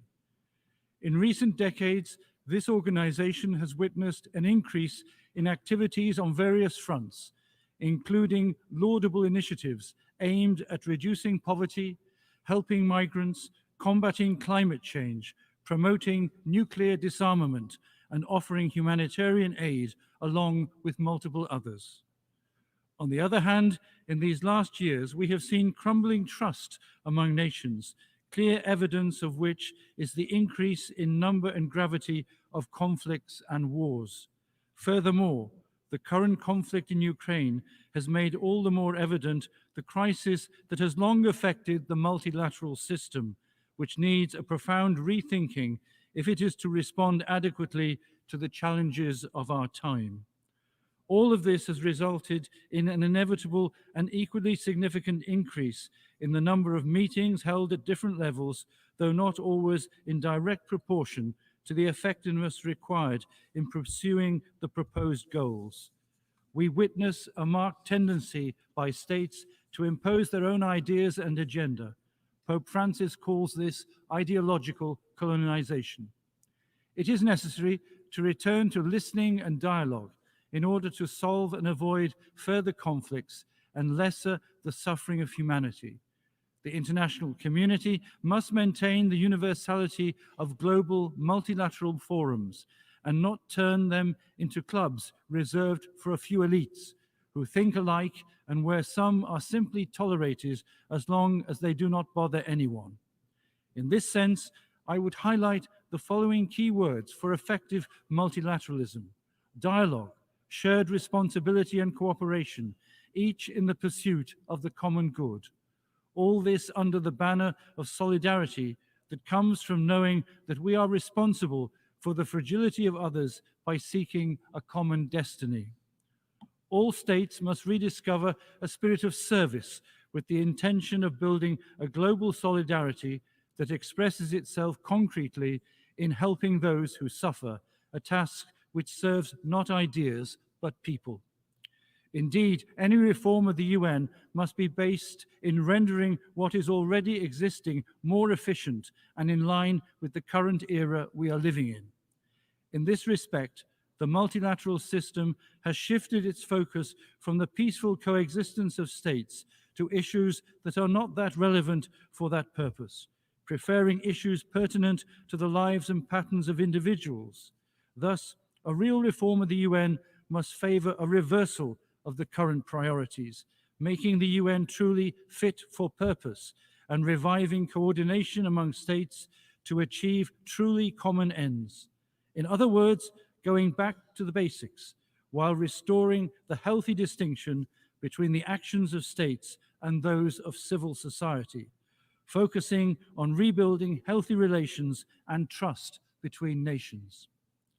Mr. President, the conflict in Ukraine has been instrumental to bringing back the elevated threat of nuclear escalation into the discussion. Once again, it is the firm conviction of the Holy See that the use of atomic energy for purposes of war is, today more than ever, a crime not only against the dignity of human beings, but against any possible future for our common home, while the mere possession itself of nuclear weapons is also immoral.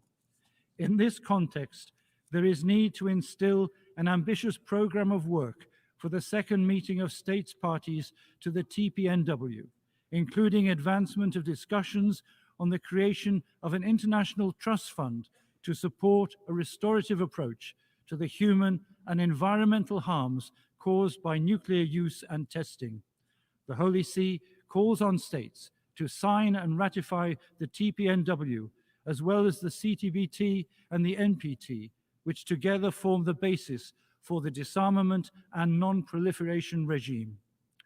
Mr. President, another important challenge which we have at hand could be defined more generally as the expanding digital galaxy we inhabit, and specifically artificial intelligence. There is an urgent need to engage in serious ethical reflection on the use and integration of supercomputer systems and processes in our daily lives. We must be vigilant and work to ensure that the discriminatory use of these instruments does not take root at the expense of the most fragile and excluded. It is not acceptable that the decision about someone's life and future be entrusted to an algorithm. This is valid in all situations, also in the development and use of lethal autonomous weapon systems. Recently, a growing number of legal and ethical concerns have been raised about the use of laws in armed conflicts. It is clear that their use should be in line with the international humanitarian law.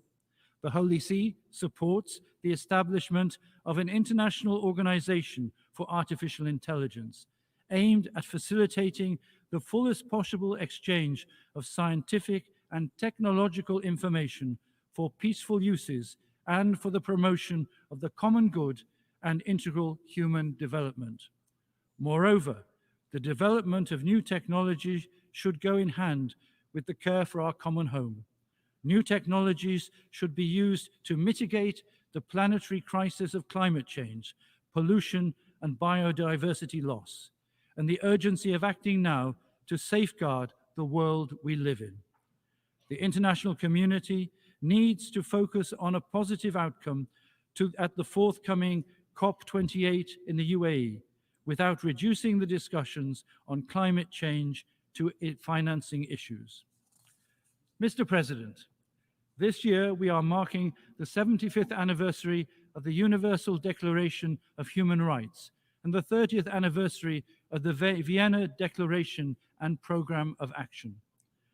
The significant anniversaries of these documents invite to an in-depth reflection on the foundation of human rights and respect for them in the contemporary world, in order to renew commitments in favor of the defense of human dignity.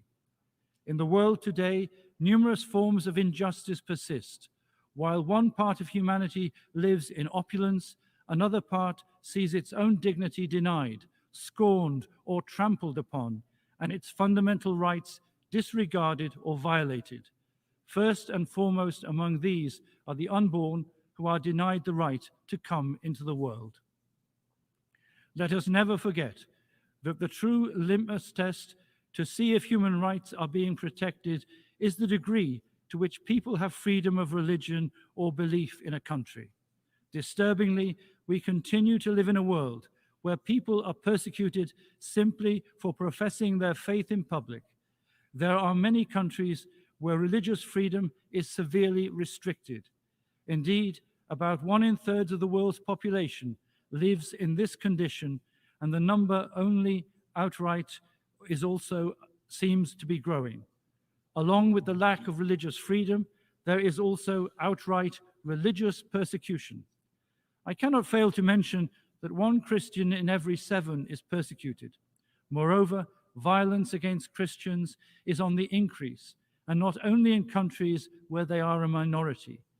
Even the term hate crime or hate speech is now being used subjectively and manipulated to keep people from expressing their religious beliefs, equating the practice of religion to violence. This purposefully dishonest, politically motivated agenda, especially egregious in the West, must end. Mr. President, despite the fact that so many tragedies have struck and are still shaking the family of nations this year, amid natural disasters, severe flood security, problems, and political instability, causing anguish, hardship, and uncertainty about the future, the Russian attack on Ukraine remains one of the most painful and bleeding wounds, which instead of healing is widening and deepening. Undoubtedly, in more than 18 months of war, we have witnessed the admirable, ever-renewed commitment of so many countries to help the battered Ukraine defend its people and its territory. Unfortunately, however, this has not been accompanied by an equal effort to find ways in which the confrontation can be overcome. We remain far from true encounter and dialogue, so as to put an end to the hatred, destruction, and death, to open paths of peace and reconstruction. This is what the Holy See, apart from its humanitarian assistance, hopes for and seeks to promote with each of its countless appeals and initiatives, dependent on the cooperation of all international actors. The humanitarian situation in Syria is indeed worrying. Syrians plagued by 12 years of war, earthquake, and great poverty are once again sounding the alarm, expressing their great hardships and demanding that a solution to their sufferings be found. The Holy See, in addition to encouraging the resumption of a political process of reconciliation, calls for humanitarian emergencies not to be weighed against the rigidities of political positions, but to have the courage to look at the suffering of the people with truth and honesty, so that the international sanctions imposed on the Syrian government by the European Union, the United States, and the United Kingdom do not afflict the local population. The situation in Sudan also continues to be of great concern. Over the past 6 months, armed clashes have resulted in a high number of victims and displaced persons, as well as a very serious humanitarian crisis, increasingly distancing the prospect of achieving peace and restoring stability to the country.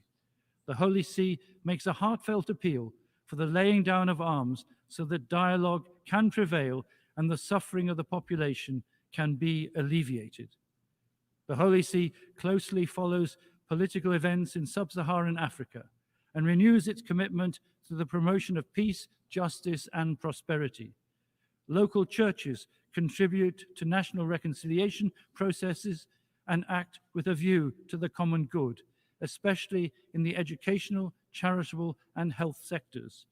Of particular concern in sub-Saharan Africa have been the numerous episodes of violence, as well as the frequent coups that disrupt democratic processes, cause death and destruction, and cause humanitarian and migration crises. It is painful to discover that sometimes behind episodes of terrorism and violence are also international economic interests that encourage the unjust dynamics of colonialism.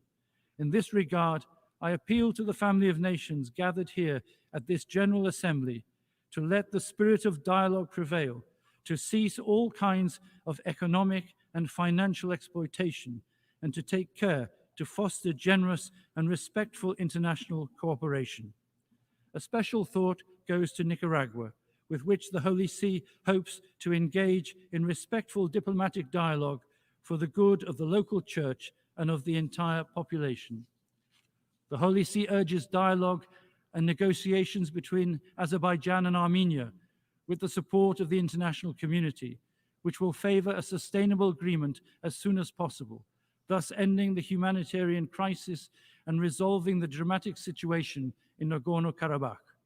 In addition, I express my condolences to the families of the victims of the explosion at a petrol station near the city of Stepnenkaret. The Holy See expresses serious concern about what is happening in Jerusalem, and in particular the attacks against the Christian communities. These episodes are not simply undermining the coexistence between the different communities, but are threatening the very identity of the city of Jerusalem, which some cannot conceive as a meeting place between the three faiths, Christianity, Judaism, and Islam. I renew my appeal not only to the international community, so that Jerusalem is not forgotten, so that the project of a holy city as a place of peace for all and of all, with a special internationally guaranteed status, is not abandoned. Mr. President, today's globalized world has brought all of us closer together, yet it has not made us any more fraternal. Indeed, we are suffering from a famine of fraternity. New ideologies characterized by widespread individualism, egocentrism, and materialistic consumerism weaken social bonds, fueling that throwaway mentality which leads to contempt for and abandonment of the weakest and those considered useless. In this way, human coexistence increasingly tends to resemble a mere do ut des, which is both pragmatic and selfish. Yet the worst effect of this famine of fraternity is armed conflict and war that makes enemies of not only individuals, but entire peoples, and whose negative consequences reverberate for generations. With the founding of the UN, it seemed that the world had learned, after two terrible wars, to move towards a more stable, moving towards becoming a literal family of nations. However, it seems that we are backlogging history. In order to make peace a reality, we must move away from the logic of the legitimacy of war. Peace is possible if it is truly willed, and if peace is possible, it is a duty. It is the duty of each one present in this room, because only in the research of peace and in the peaceful living between states that we can become truly united nations in single human family. Thank you, Mr. President.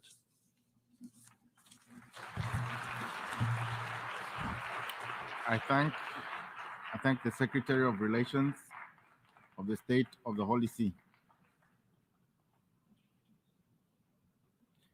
I now give the floor to His Excellency Bassam Sabah, Vice Minister of Foreign Affairs and Expatriates of the Syrian Arab Republic. Your Excellency.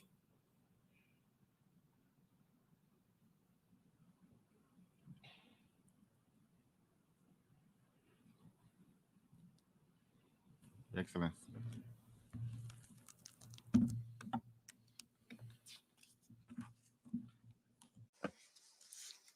Your Excellency, Mr. Dennis Francis, President of the General Assembly. At the outset, I would like to congratulate you on your election President of the General Assembly at its current session. I would like to thank your predecessor, Mr. Chaba Karachi, for his presidency of the previous session. I also thank His Excellency, the Secretary General, for the efforts he's making to implement the provisions of the UN Charter in line with the mandate entrusted to him. Ladies and gentlemen, our world today is witnessing important transformations and an increase of serious challenges, foremost being the outbreak of devastating conflicts in many regions around the world, the continued occupation of some peoples of the world, the spread of the scourge of terrorism, declining rates of development, and a sharp rise in the rates of poverty and hunger, in addition to the catastrophic impacts of the unilateral coercive measures. That's in addition to the economic blockade policies and the negative repercussions of climate change and its related natural disasters. Confronting all these challenges is an urgent need for us all, as they reflect on the future of the generations to come. Eliminating them or mitigating their impact to a minimum requires global cooperation among member states. It also requires solidarity and concerted effort to build a new multipolar world order that achieves a new balance in international relations, including through reforming international institutions and other institutions, foremost the Security Council. It also requires true sustainable development that guarantees the benefit and well-being of all peoples of the world.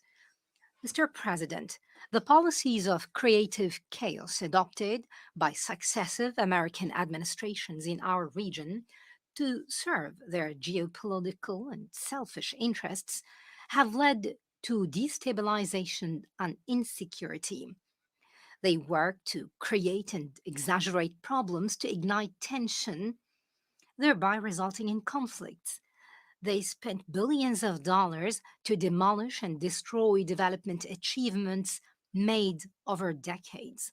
They contributed to the emergence of the phenomenon of extremism and terrorism, such as the terrorist organizations ISIL and Al-Nusra Front.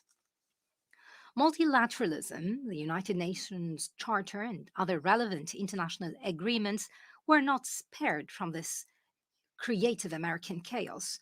Over the past 10 years, we have witnessed an increasing tendency to misinterpret and misapply the provisions of the Charter, especially Article 51 thereof. They were used as an excuse to justify attacks against the sovereignty, independence, and territorial integrity of other countries.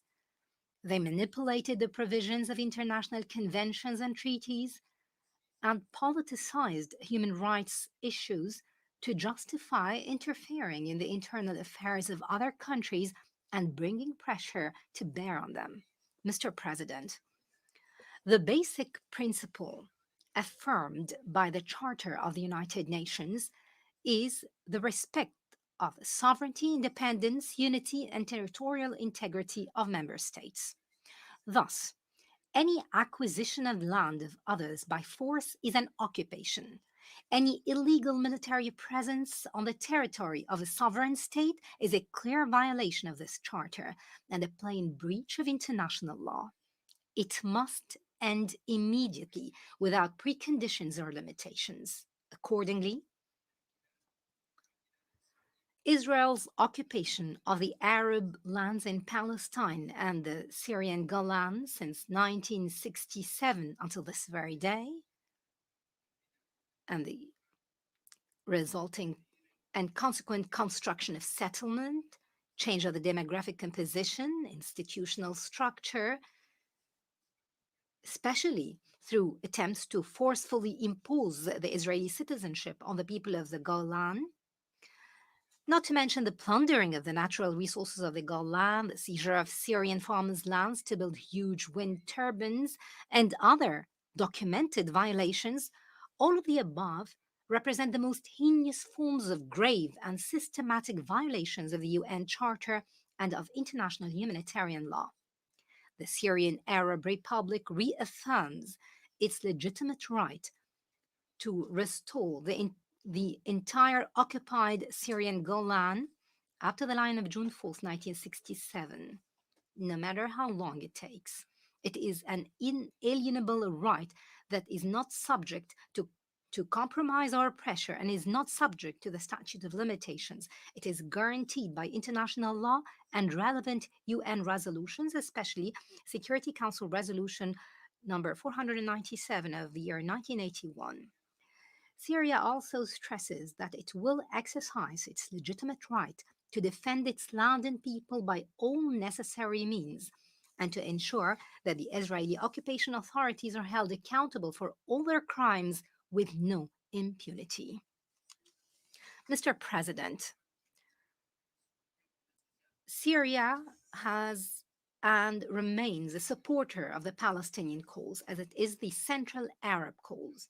Syria has spared no effort to stand alongside the brotherly Palestinian people in their legitimate struggle to regain their legitimate rights, especially their right to establish their independent statehood on their land with Jerusalem as its capital, and to grant Palestine full membership in the United Nations.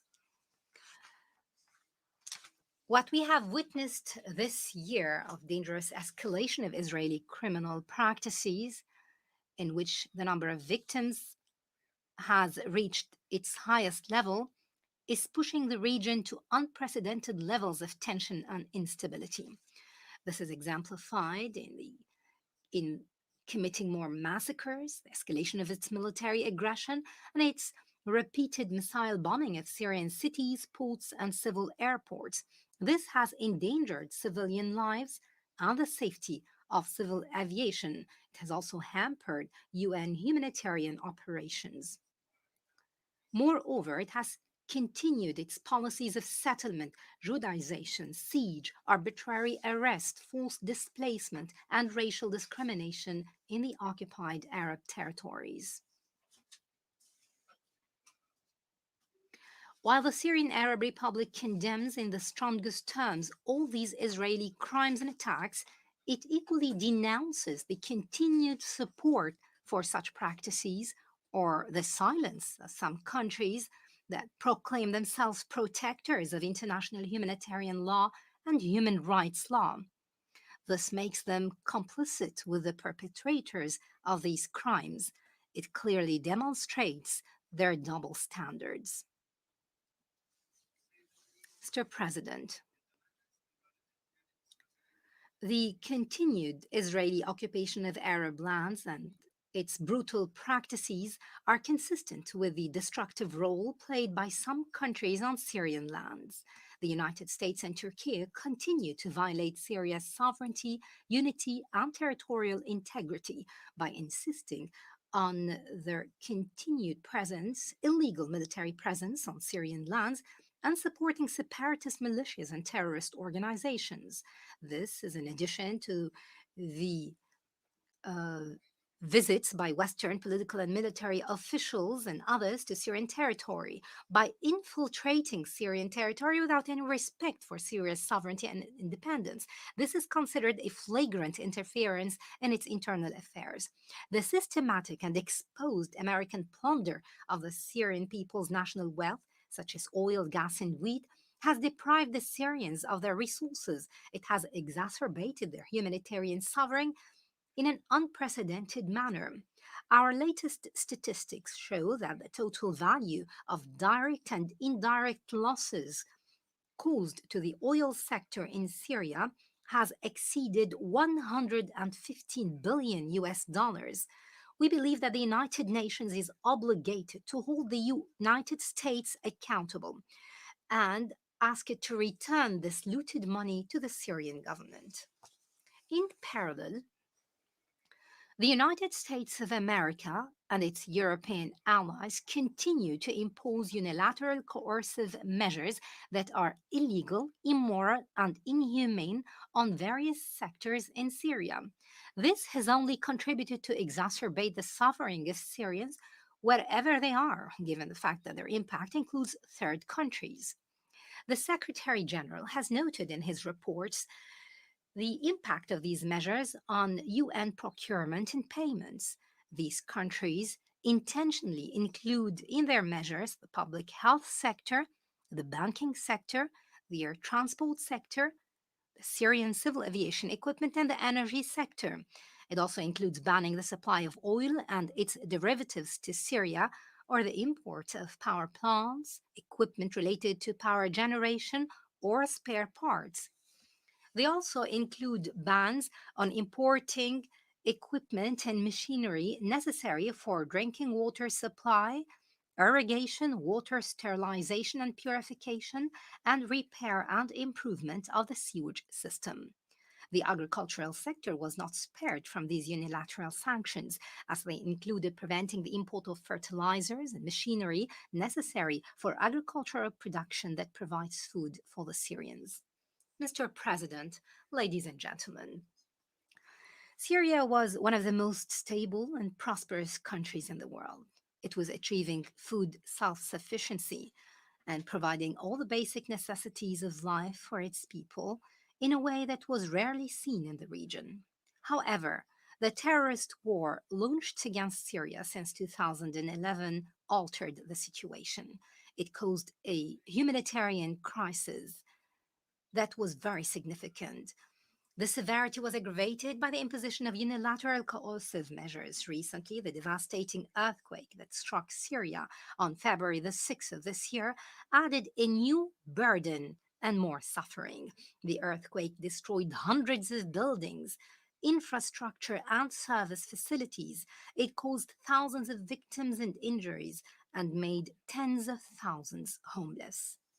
The Syrian government has been keen to take all measures to facilitate the arrival of humanitarian aid and relief workers to all affected areas. It has granted and still grants open approvals to the UN and international organizations working in Syria to facilitate and accelerate the entry of emergency relief supplies to support the affected. It also opened, by a sovereign decision, a border crossing to facilitate the humanitarian response in the affected areas under the control of terrorist organizations in northwestern Syria.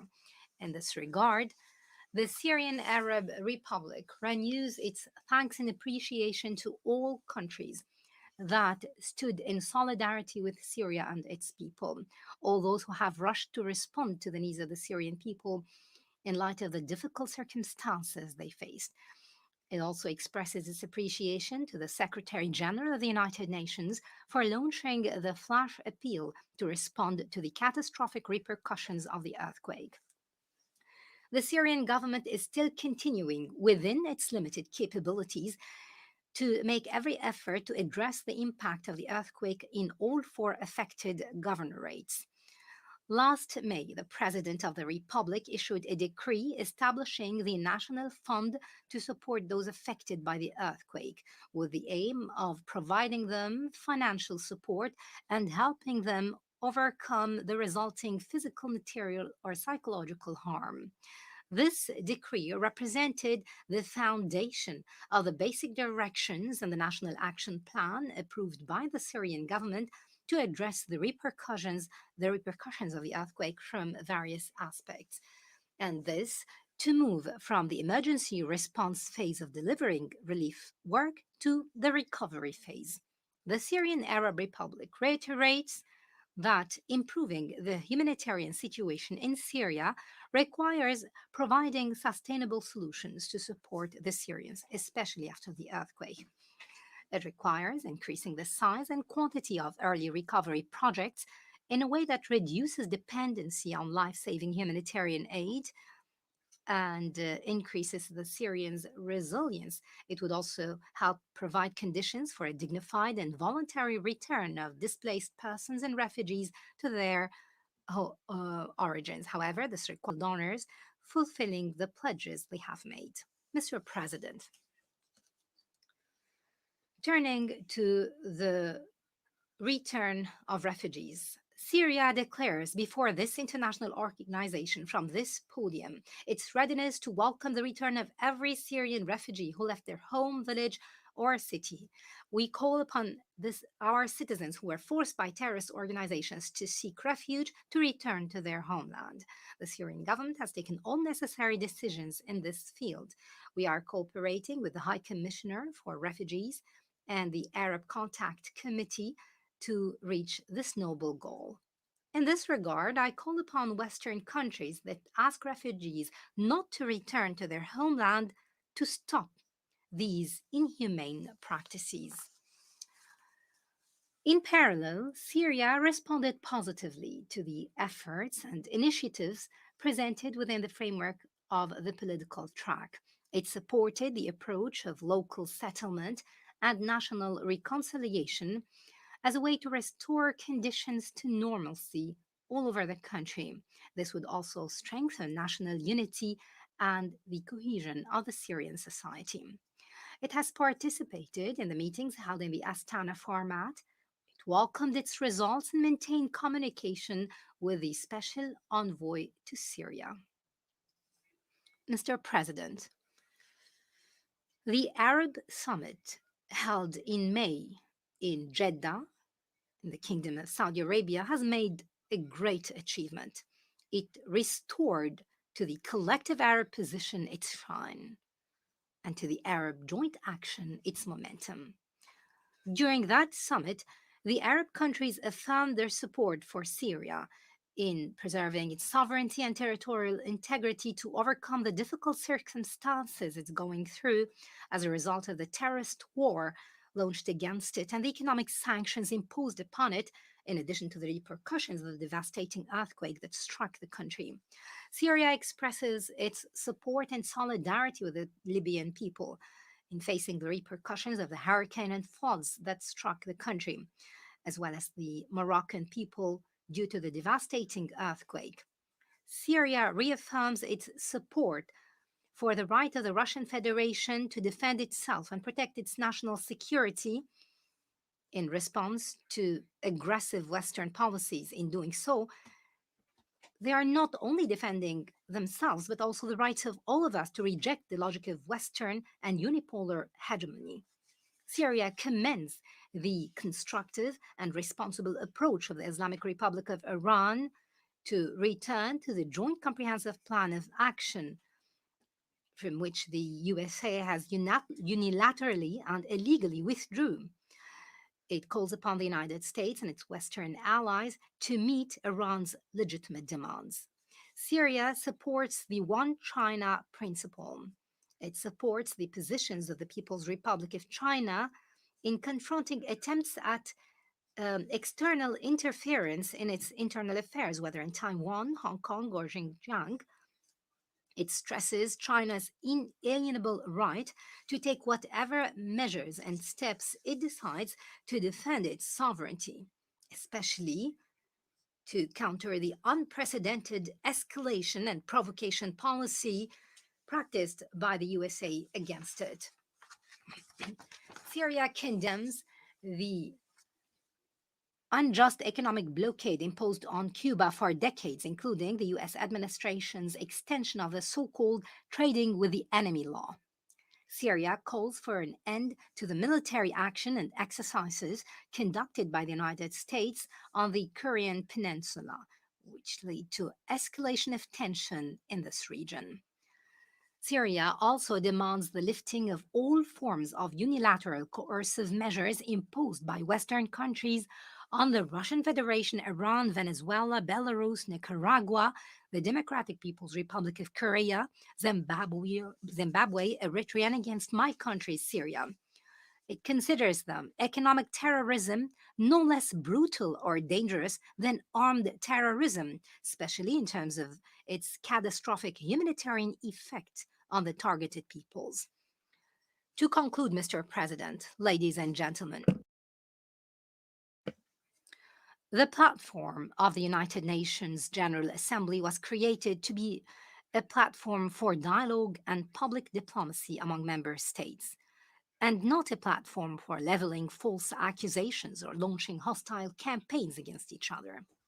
That is why we look forward to the current session of the General Assembly under your leadership, Mr. Francis.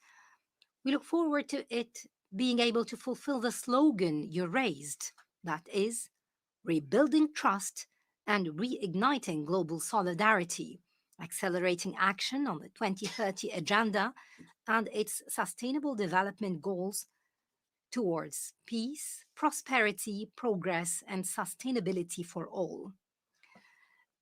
This can be achieved by working to translate it into real and serious action that contributes to giving all countries fair opportunities that ensure no one is left behind. It would also consolidate the position and status of the General Assembly as the most representative body in the United Nations. Thank you, Mr. President.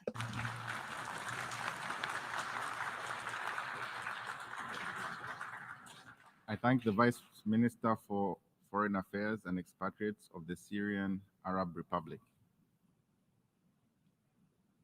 I now give the floor to His Excellency Ahmed Khalil, Minister of State for Foreign Affairs of the Maldives.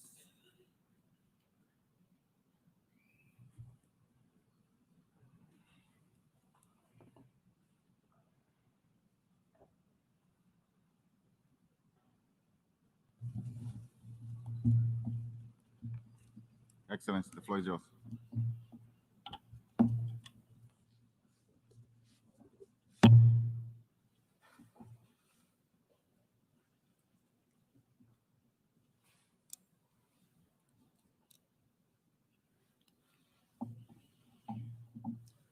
Bismillahir Rahmanir Rahim.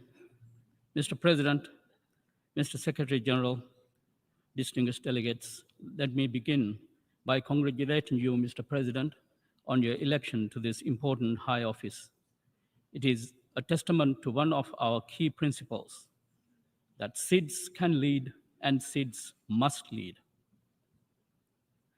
I also thank His Excellency Saba Koroshi for his leadership of the 77th session of the Assembly, and commend the Secretary General for his leadership and commit our full support for his tremendous work.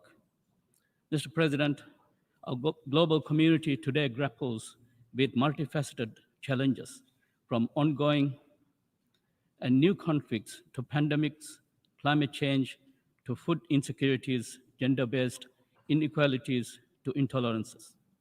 Addressing them requires recommitting to the values of peace, prosperity, progress, and sustainability. Mr. President, we firmly support your priorities. The Maldives has always been a principled and committed member of this organization. Just 5 days ago, we celebrated 58 years since we gained membership of the United Nations. In the past 58 years, the Maldives has reaped the many benefits that multilateralism has to offer. From being the poorest country on independence, we became only the third country to graduate from least developed country status. We have assumed leadership roles, and our track record, our credentials, and our achievements speak for itself. We have demonstrated that size, no vulnerability holds us back, but hope, commitment, and our principles drive us forward. We have approached every session of the General Assembly in this same spirit. And for the 78th session, the Maldives wishes to highlight 6 areas of focus that will guide our engagements in this crucial body. Mr. President, first, we will work towards ensuring a more fair, just, and equitable multilateral system, one that caters to everyone, but especially its weak and the smallest. Small states deserve a seat at the table. We have the most to gain from multilateralism and indeed the most to lose. Small states know that a rules-based international order one where all states have an equitable voice, is essential. Small states know that shared problems can only be solved through shared solutions. Small states stand up for principles because it is those principles that will safeguard at our time of need. Small states like the Maldives have therefore always looked at ways to contribute. This is why we have put forward our candidatures to the Security Council for the term 2033 to 2034, the Economic and Social Council for the term 2027 to 2029, and to the Committee on the Rights of the Child for the term 2025 to 2029. Enhancing the representation of small states at decision-making bodies is essential to ensure that these organizations lives up to its ideal to leave no one behind. A fair, just, and equitable multilateral system also requires the revitalization of the United Nations as a whole. At the forefront of this revitalization is the much-needed reform of the Security Council, a goal the Maldives has advocated for from the very beginning. In 1979, we were amongst the 10 countries that requested for the inclusion of an agenda item on the question of equitable representation and expansion of the Security Council in the work of the General Assembly. Today, we reiterate our calls to increase the number of both permanent and non-permanent seats while ensuring equitable geographic representation. We reiterate our call for a dedicated seat for small island developing states in an expanded Security Council. We believe that this will make the Council more responsive and responsible. Mr. President, second, we must contribute to climate crisis. Warming beyond 1.5 degrees Celsius will lead to catastrophic ecological loss, causing severe damage to our lives and livelihoods. We have recognized that climate crisis is a threat to security, to development, and human rights at multiple platforms. We are proud to have led the work towards the adoption of the landmark resolution recognizing the human rights to a clean, healthy, and sustainable environment, a milestone we celebrated in this very hall last year. Domestically, we will continue to display strong and ambitious climate action. We have a net zero target of 2030. We are conserving and protecting parts of our ocean marine species and coral reefs.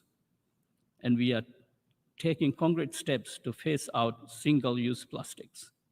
At the upcoming COP28, we must all raise climate ambition to secure our future for the future. As we approach the first ever global stocktake at COP28, science must be given precedence. We must make an urgent call to close the gap between ambition and implementation.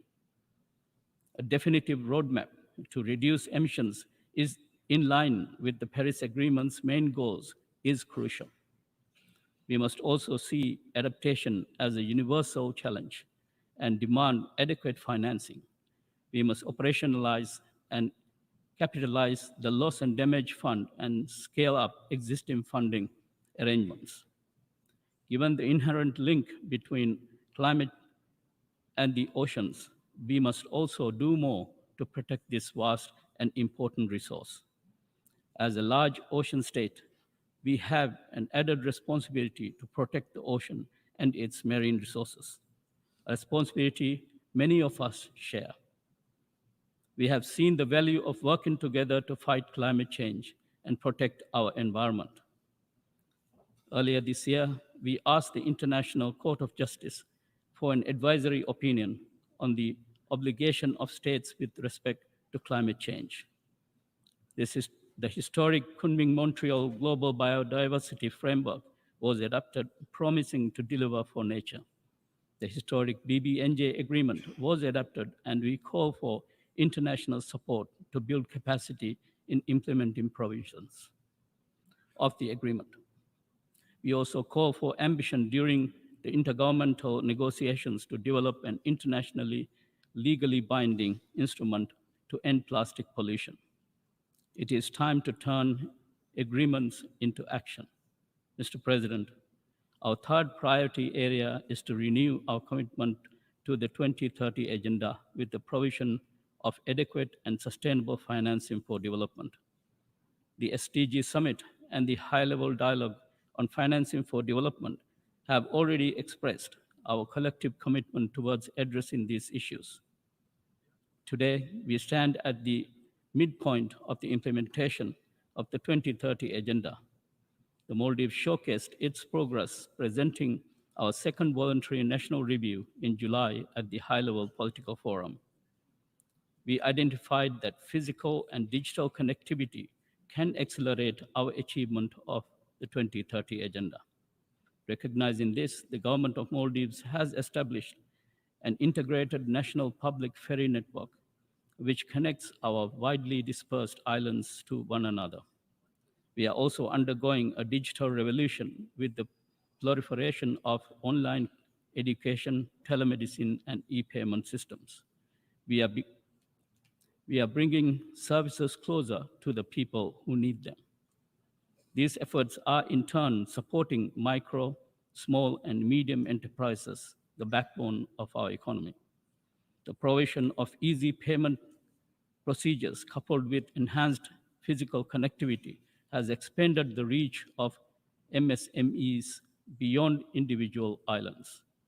Issues like this are what we intend to bring to the 4th International Conference on Seeds next year. As co-chair of the preparatory committee for the conference, we witnessed a robust foundation laid out during the preparatory meetings for a forward-looking and action-oriented program of action for seeds. We also recognize that sustainable development can truly be fostered with sustainable and affordable financing. We need a global response to guarantee the necessary liquidities support for developing countries, especially seeds, to facilitate a recovery that addresses the scale of the debt burden exacerbated by the COVID-19 pandemic. And so international financial institutions must reassess their eligibility criteria in providing concessional loans and grants. They must look beyond GDP as the sole measure of development. The answer lies with the early adoption and use of the Multidimensional Vulnerability Index. We urge IFIs to use the index as a tool ensuring that vulnerabilities of developing countries are integrated into decision-making, enabling easier access to affordable financing and debt relief. Mr. President, our fourth area of focus is eliminating gender barriers and ensuring gender equality. Women deserve more than a seat at the table. They should play an active and equal role in shaping decisions. The Maldives is committed in its endeavors as a champion for women's rights and gender equality. One of our initiatives in this regard was the establishment of the International Day of Women in Diplomacy, celebrated every year on 24 June. We recognize the invaluable role of women in diplomacy who continue to lead us towards a more sustainable future. And it is our hope that the seats behind me on this podium will one day be occupied by women. Mr. President, together we must work to promote and protect human rights, one of the pillars of our foreign policy and our fifth area of focus. The need to protect human rights was the basis of our democratic journey. The right to express ourselves without reprisal, the right to peaceful assembly, the right to freely choose our leaders. These rights are sacred. This month, the first round of our presidential elections went ahead in a peaceful, festive, and an orderly manner. In this election, we saw a record number of candidates. We believe a sign of maturing democracy. We assure the global community that the runoff, which will be held in just a few days, will also proceed in a similarly peaceful, festive, and orderly manner. Our firm commitment to protecting human rights at home is mirrored by our international engagements. I am proud to share that with the recent ratification of the International Convention for the Protection of All Persons from Enforced Disappearances, the Maldives is now a state party to 8 of the core international human rights conventions. We also take great pride in our active participation in the Human Rights Council since its inception. We are glad to assume our role as a council member once again this year, also serving as the vice president from the Asia Pacific Group. We will work with all states towards the protection of human rights around the world. In this regard, we have recently made a written submission to the International Court of Justice demonstrating our support towards the right to self-determination of the Palestinian people, a cause that deeply resonates with us. Their rights can only be most effectively protected through a two-state solution based on the pre-1967 borders, with East Jerusalem as the capital of an independent and sovereign state of Palestine. Mr. President, this brings me to our sixth and final area of focus, upholding international peace and security. The Maldives advocates for the unwavering adherence to the Charter of the United Nations. The people of Ukraine, Myanmar, and many other countries across the world deserve peace and prosperity. Most importantly, they deserve a dignified life. We must also work towards bringing non-traditional security threats to the forefront of global discourse on peace and security. Terrorism and violent extremism continues to plague us. It transcends borders. It has no single face or faith.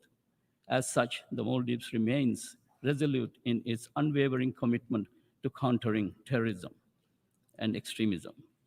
We condemn the repeated and public acts of the desecration of the Holy Quran in some European countries. The repeated and public acts of the desecration of the Holy Quran cannot be justified under the guise of freedom of speech and expression, and is of grave concern. It is necessary to combat the rise of Islamophobia and hate speech through concerted global action. We will also continue to raise our voice on the links between climate change and sea level rise and peace and security, which are becoming more and more apparent. Mr. President, mutual respect and deep-seated cooperation are the cornerstones for effectively addressing our collective challenges. Together, we have the potential to achieve peace. Together, we can chart new paths towards sustainable development. And together, we can leave behind a future that is better than what we found. The Maldives will continue to collaborate with all our fellow nations in the international community, united in our shared commitment to deliver that vision. I thank you, Mr. President. I thank the Minister of State for Foreign Affairs of Maldives.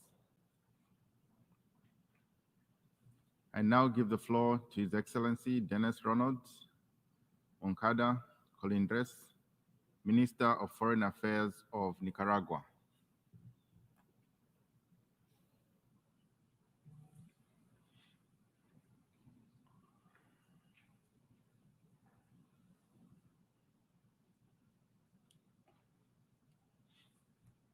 Your Excellency, the floor is yours.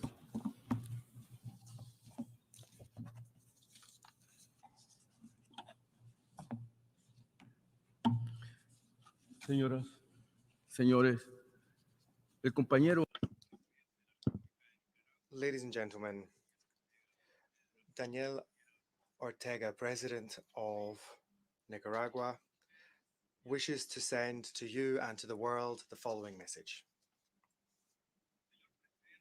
Mr. President, brother and sister delegates, the people of Nicaragua salute the peoples represented in this 78th General Assembly of the United Nations, with their heads held high as always, because we have managed to live overcoming all the tragedies and catastrophes inflicted by the history of domination, cruelty, intervention, occupation, and interference in all aspects of our life, including our electoral processes, intervened in by the empires and their economic and military might, which they have used to try and destroy us and dominate us. We are living through the extinction of the imperialist colonialist model of looting and genocide, whose greed has impacted nature and our world. A world of many heritages, languages, and steadfast ways of life. In these times of decision and substantive change, and in order to recover all of our rights and values in the face of overwhelming criminal greed of colonialism and imperialism in all their manifestations, Nicaragua continues to engage in all the battles of genuine freedom for light and the truth that cannot be concealed. We are the immense and invincible force of a courageous new world, of peoples who do not allow themselves to be separated from hope or faith, and from our growing spiritual strength, we demand respectful cooperation, solidarity, and human fraternity, so that everything may change, be transformed, and we may live peacefully and securely, working and prospering in our own sacred land, in shared destiny and prosperity. This world, which has now stood up and has started to make its way, claiming its own voice and identity, its ancestral and current knowledge, this world of a culture of peace, has spoken at the 78th United Nations General Assembly to continue with ever greater self-assurance and certainty, sowing, cultivating, and harvesting the indispensable transformations. Even at this United Nations, whose nature has been distorted, sadly turning it into a body that is servile and dependent on the powers that be. The new world, which belongs to us all, demands respect. It demands peace.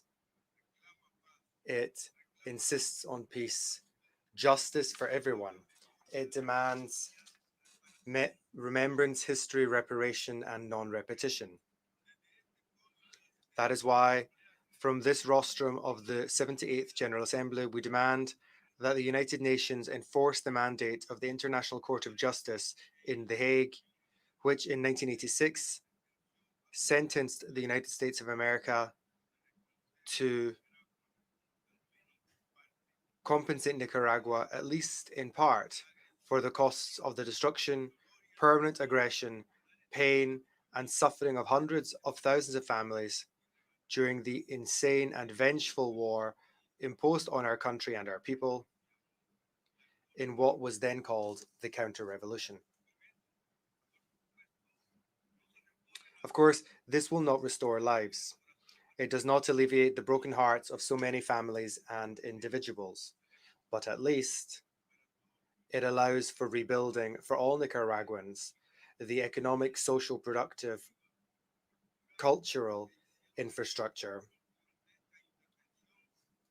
which those responsible shattered with their grotesque intervention, but which, as always, every time, was defeated by the honor, integrity, and glory of Nicaragua's spirit, by the grace of God. Sandino lives in each of these victories against nefarious and diabolical imperialism. And Sandino is in this room today, demanding that all of us comply and enforce the law and international law to indemnify the Nicaraguan people with what they deserve in all justice and truth. After having asserted so much the right to peace and life, insisting on what belongs to us, sovereignty, freedom, harmony, to make our way in our own destinies. We demand that the United Nations pronounce in its own right and order the government of the United States of America to comply with the historic judgment that condemned them and obliged them to recognize Nicaragua, and that the United States be forced to abide by it in all its commendable points. Nicaragua, with the dignity and heroism of our struggles, races, peoples, cultures, of living well, demands this closure, and also join the demand of all the peoples and countries that have spoken from this place to denounce the aggressive, interventionist, arbitrary, unjust policies whose coercive unilateral measures are not only illegal and illegitimate, but constitute a destabilizing, destructive, warlike method, imposing changes of government through coups d'etat, attempts to bring about coups, and acts of vandalism known these days as color revolutions, causing grief to so many families among so many peoples. We stand in permanent solidarity with the peoples and countries that live through these uncivilized barbarisms, which indeed repeat the waves and echoes of the imperialist, colonialist, fascist models, which have caused the death of millions of human beings, imposing regimes of terror and deprivation, with shameful tides and unprecedented tsunamis of migration.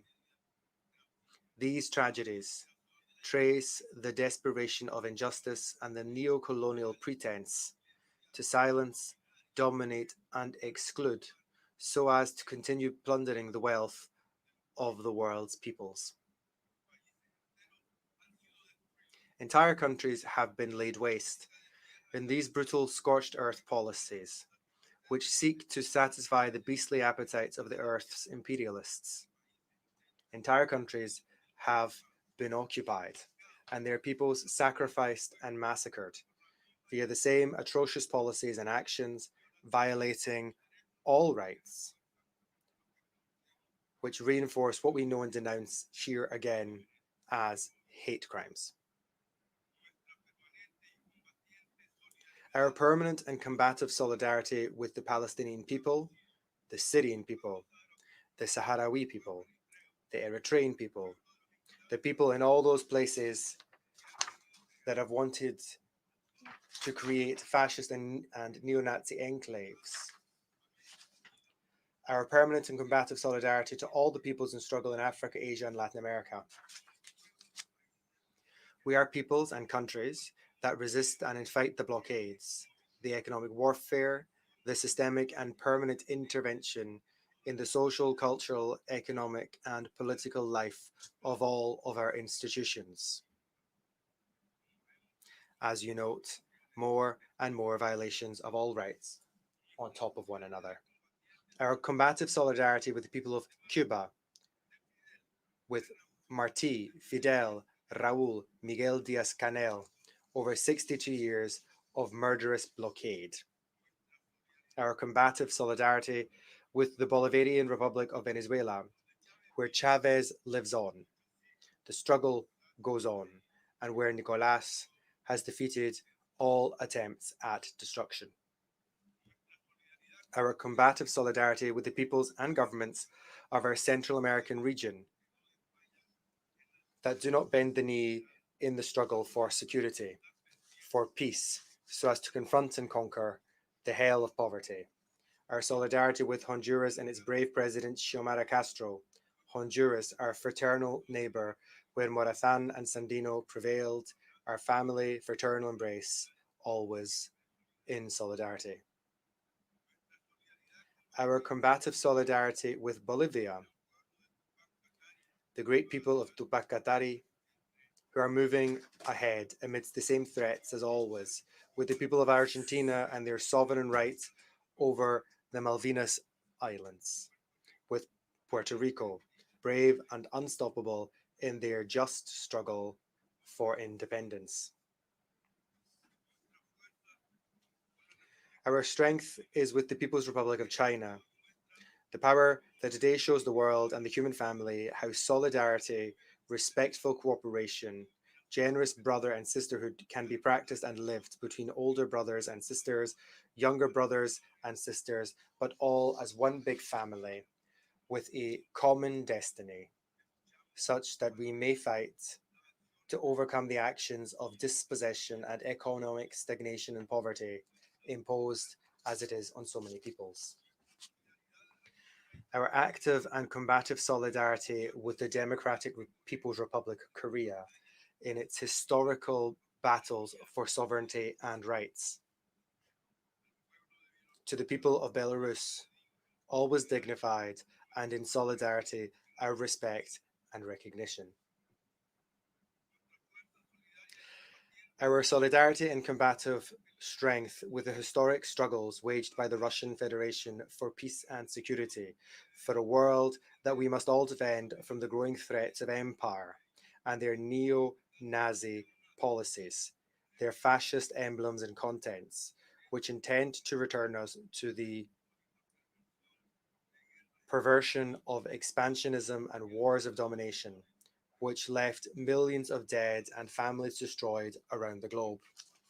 Our support to the Russian Federation is an unwavering support and an inescapable human alliance for security, dialogue, and harmony, essential, irreplaceable for the human community.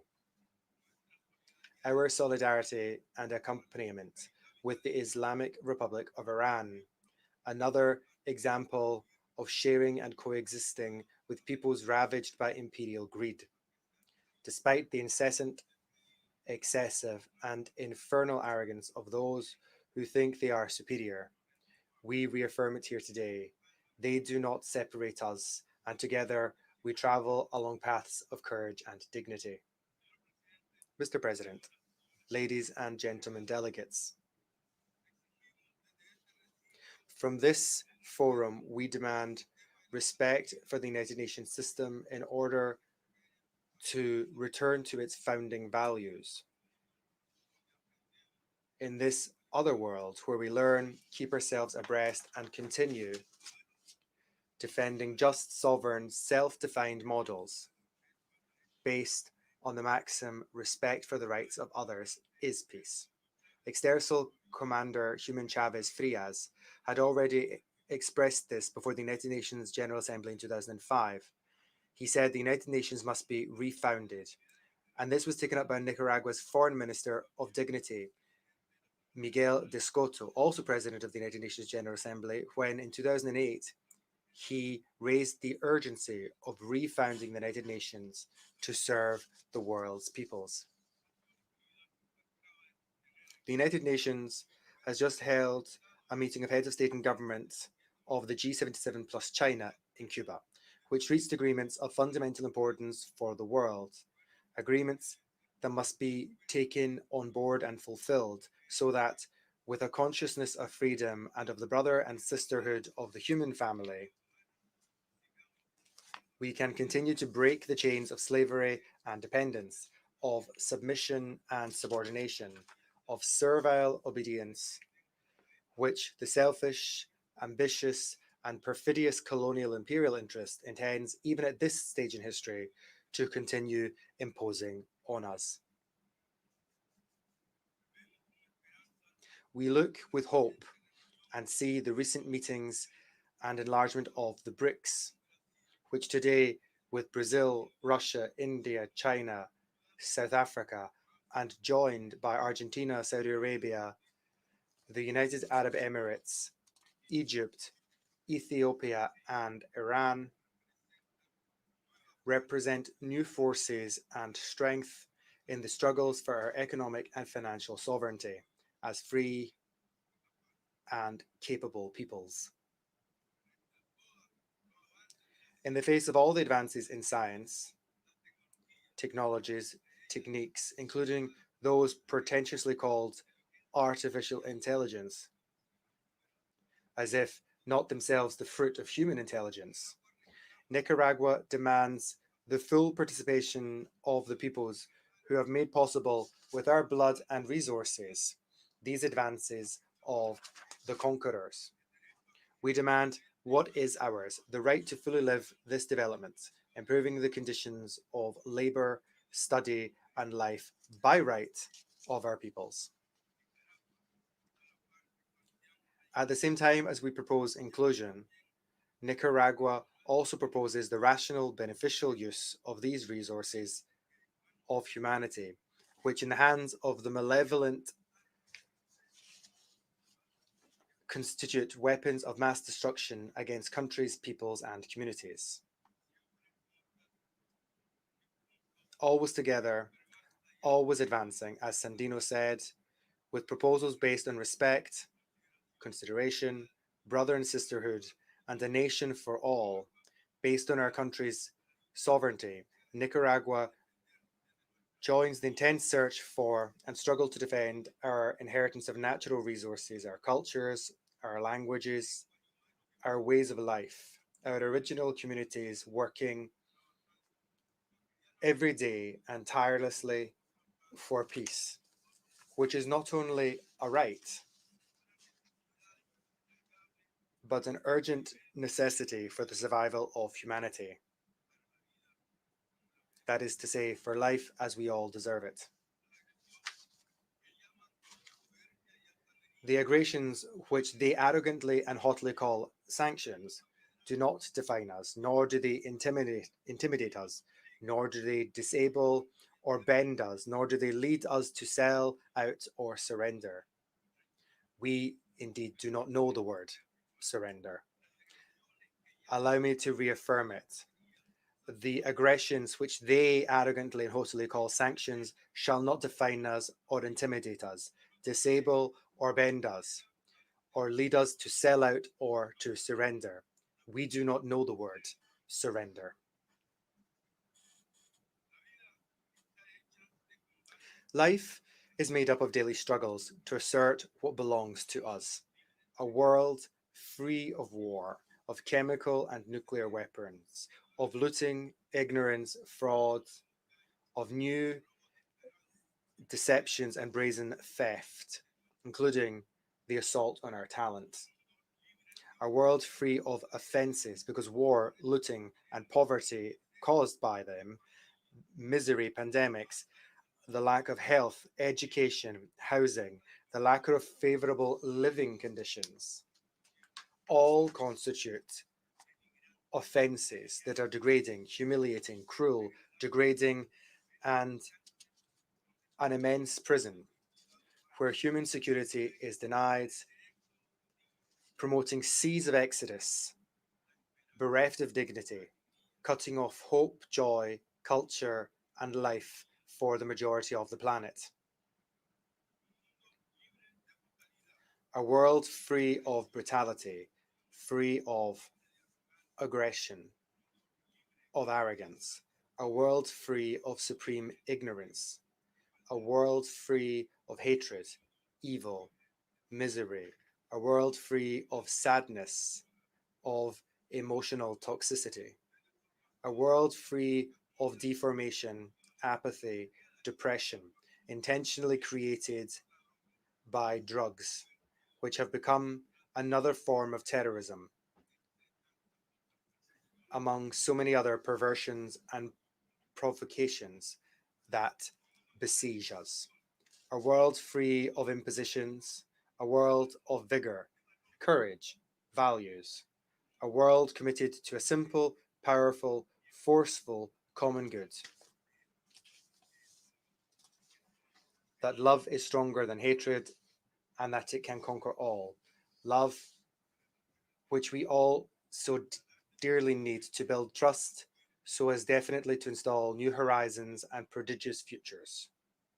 We want a world of spiritual beings who are also human beings, imperfect, but who can and must close ranks to recover the goodness and strength of this planet that we share.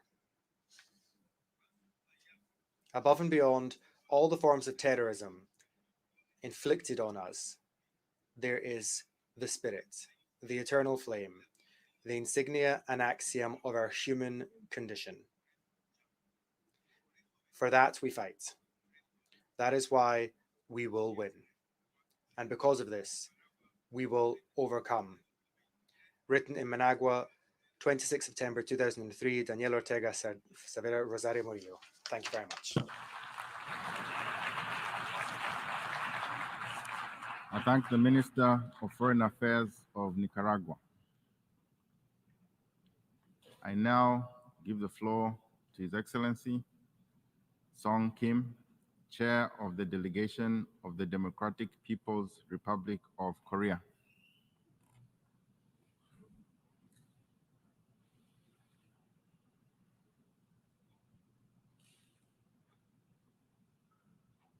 Your Excellency.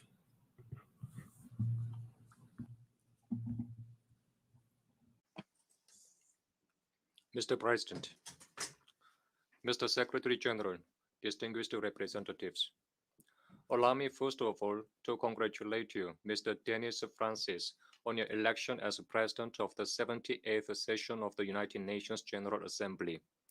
I am confident that your able stewardship will lead this session to an excellent fruition. I'd also like to appreciate Mr. Chaba Korosi, President of the 77th session of the UN General Assembly, for his active efforts devoted to ensure the success of the previous session.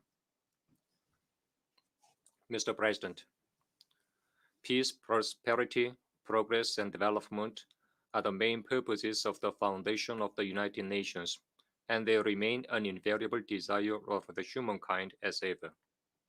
Thanks to the joint efforts of the international community, the global public health emergency is terminated.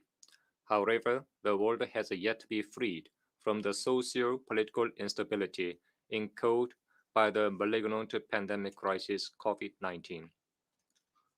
This year, disaster-prone abnormal climate such as El Niño caused extreme high temperature, drought, destructive forest fire, and heavy rains in many countries and regions around the world, resulting in enormous human and material losses. It once again reminds us of the fact that the climate change is a pressing common task to which we should no longer remain indifferent. To make matters worse, some UN member states are instigating confrontation between camps and bloc forming in pursuance of hegemony and self-profit. Because of their prejudiced behavior, conflict and bloodshed among nations, forces, ethics, and religious sects continue unabated in the international arena. In order for humanity to successfully achieve the goals of the 2030 Sustainable Development Agenda, braving through all these crises and challenges, we should seek correct ways and means to solve the problems while defending multilateralism under the UN and promoting unity and cooperation among countries on the basis of the international law and fundamental principles governing the international relations. Mr. President, this year, the Democratic People's Republic of Korea created its 75th founding anniversary. Recollecting its 75-year history of the DPRK, which has firmly safeguarded the dignity and sovereignty of the country and nation, and has laid solid foundation for self-respect and prosperity, even in the face of manifold trials and challenges, our people are firmly convinced of its thriving future to be more powerful. Challenges and trials of various kinds faced by the world in recent years created innumerable hardships and difficulties for the DPRK as well.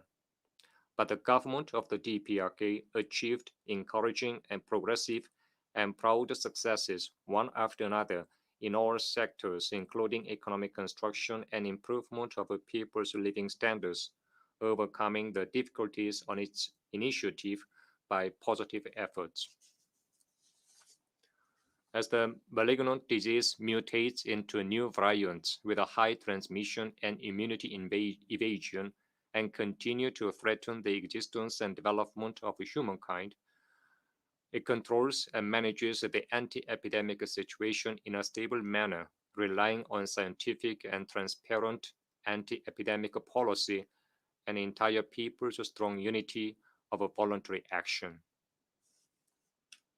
It is also accelerating the building of the state anti-epidemic capacity to successfully counter any future health crisis in a proactive manner.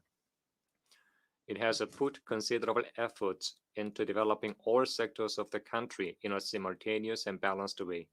Thus, all sectors of economic construction are showing clear growth trend, and the agricultural sector opened up a prospect for increased stable production, even under the favorable weather conditions.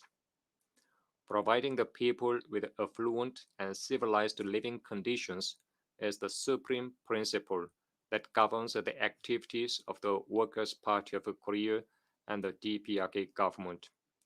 Their people first policy has ensured that ordinary workers are distributed with numerous modern dwelling houses free of charge this year too, as in the last year, and all children in nurseries and kindergartens are regularly given dairy products on a daily basis at the state expense by the well-established orderly system.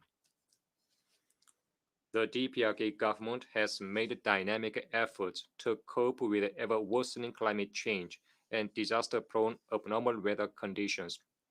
As a result, protection and improvement of the country's land and ecological environment are powerfully promoted on a nationwide scale, and the material and technical basis needed for building state resilience against disasters laid from the long-term perspective.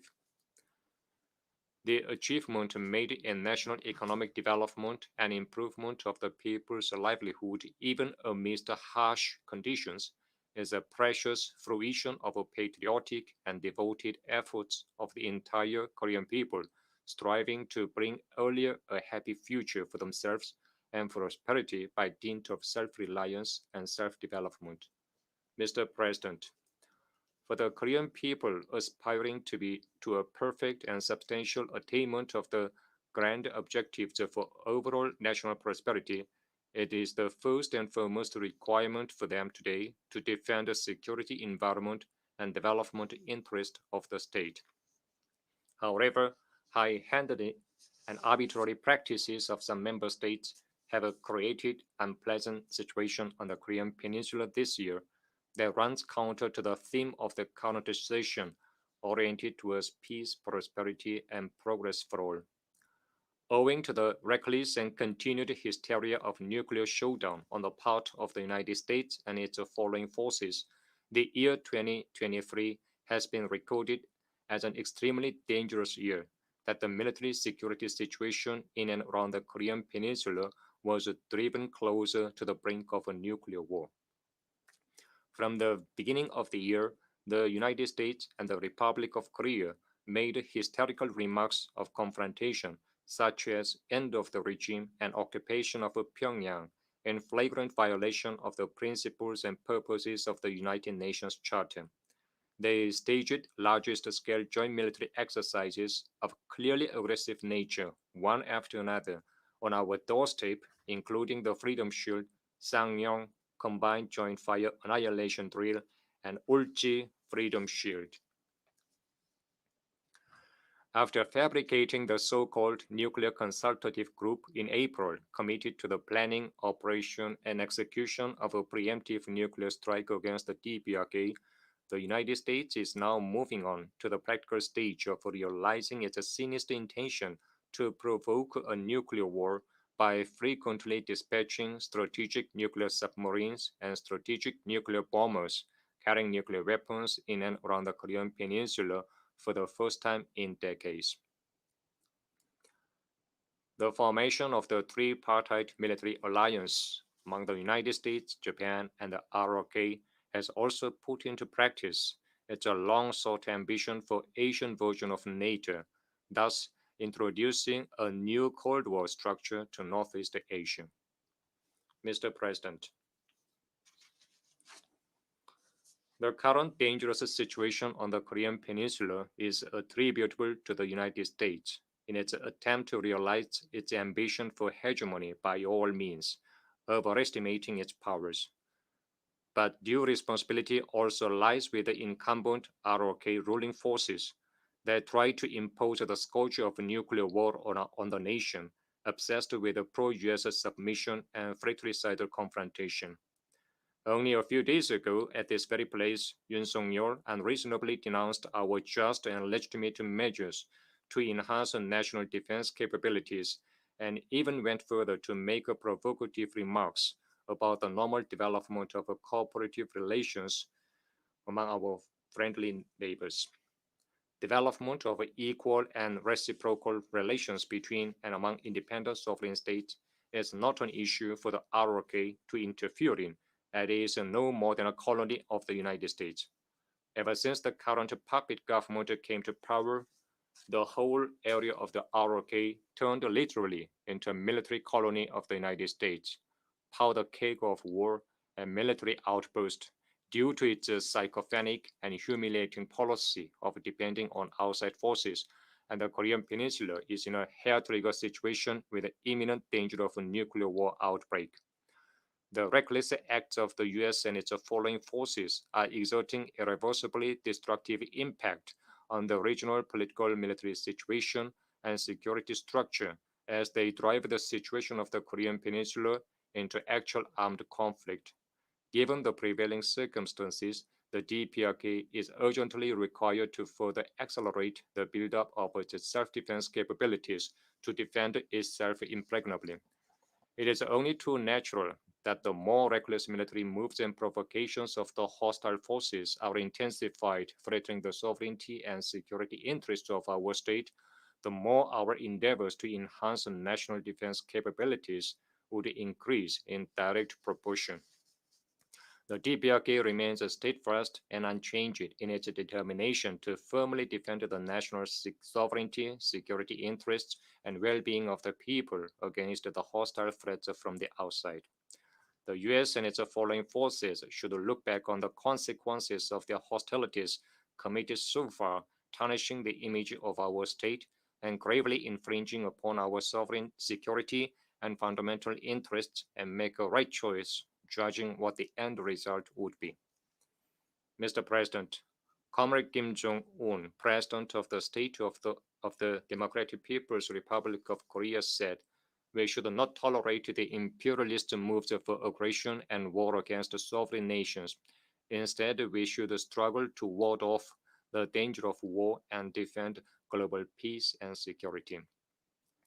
Now, the United States is arbitrarily judging other countries by its unilateral hegemonic values, and it is imposing inter-camp confrontation upon them, creating deep division and conflict among states.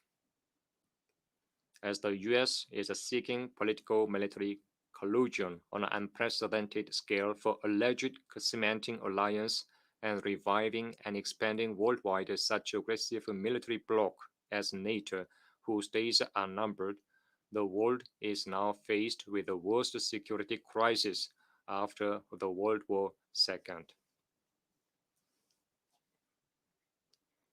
No country or region in the world can be said to be secure as long as there exist high-handed acts of dominationist forces posing a threat to other nations' security, while scheming and inciting bloody confrontation, coup d'etat, and war in different parts of the planet in pursuit of their hegemony and expansion. The current reality urgently demands the United Nations to strictly adhere to the principles of impartiality and objectivity, and to fulfill responsibly its mission and role enshrined in the UN Charter, in keeping with its mission to save the present and future of the humanity from the scourge of war and realize international justice. The issue should be addressed before anything else in the UN activities is to ensure that the Security Council is not allowed to be used as an instrument of specific forces for pursuing their geopolitical purposes, but strictly observes the principles of objectivity, impartiality, and equity, befitting its heavy responsibility for maintenance of international peace and security. It was only a month ago when the UN Security Council disgracefully convened meetings to debate as separate agenda items the legitimate right to satellite launch and human rights issue of the DPRK, a full-fledged UN member state. It is nothing more than an insult to the spirit of the UN Charter and deliberate negligence of its mission that the UN Security Council put on the table the just and independent right of a sovereign state and groundlessly took issue with the human rights situation of an individual country.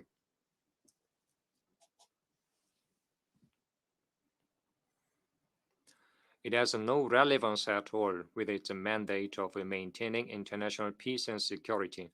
On the contrary, the UN Security Council has never expressed concern of the US and its foreign forces' nefarious nuclear war exercises against the DPRK and continued deployment of strategic assets which clearly constitute a threat to peace and security of the Korean Peninsula and the rest of the world. In defiance of strong protests and criticism of the international community, Japan discharging nuclear contaminated water into the ocean at long last, thus causing irrevocable damage to the safety of humanity and marine ecological environment. Nevertheless, the Security Council is keeping silence, and furthermore, some permanent members do not even hesitate to resort to irresponsible acts of instigating it. The failure of the Security Council to carry out its inherent duty and responsibility of defending global peace and security has its root cause in the unfair and double standard behavior of the United States and some UN member states obedient to it. If the Security Council does not observe the principles of sovereign equality and respect for sovereignty enshrined in the UN Charter, it will never live up to its reputation as representing the general will of the UN member states, and instead will only earn a shameful name of the inner room of the United States. In order to prevent the high-handedness and arbitrariness of specific forces, including the US in the Security Council, it is essential to reform the West-led irrational structure of its membership, and to this end expand and strengthen the representation of developing countries, which make up the absolute majority of the United Nations. The Security Council should also put an end to the acts of discrediting sovereign states, interfering in their domestic affairs, and fomenting confrontation and division by tabling issues detrimental to its mission and mandate. The delegation of the DPRK avails itself of this opportunity to extend full support to Cuba, keeping up the banner of socialism invariably in the face of the heinous sanctions and blockade and subversive scheme by the United States.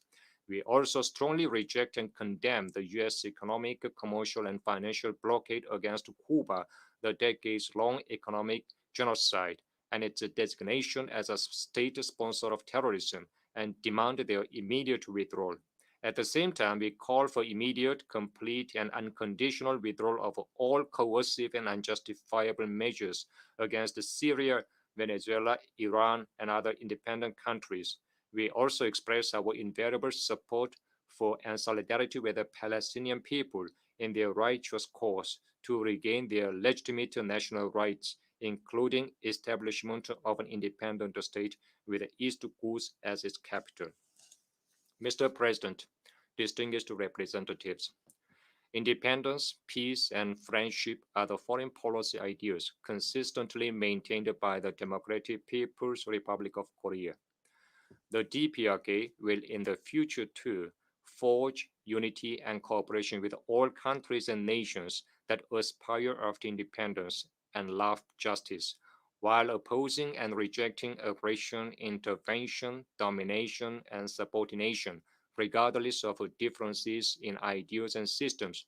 We will also expand and develop diversified exchanges and cooperation with the capitalist countries as well that respect our country and are friendly to us. Thank you.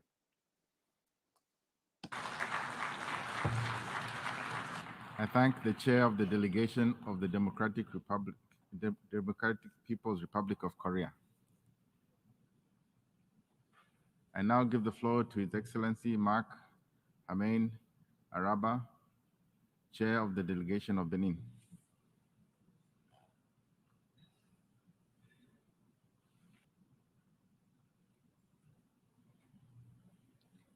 Your Excellency, you have the floor.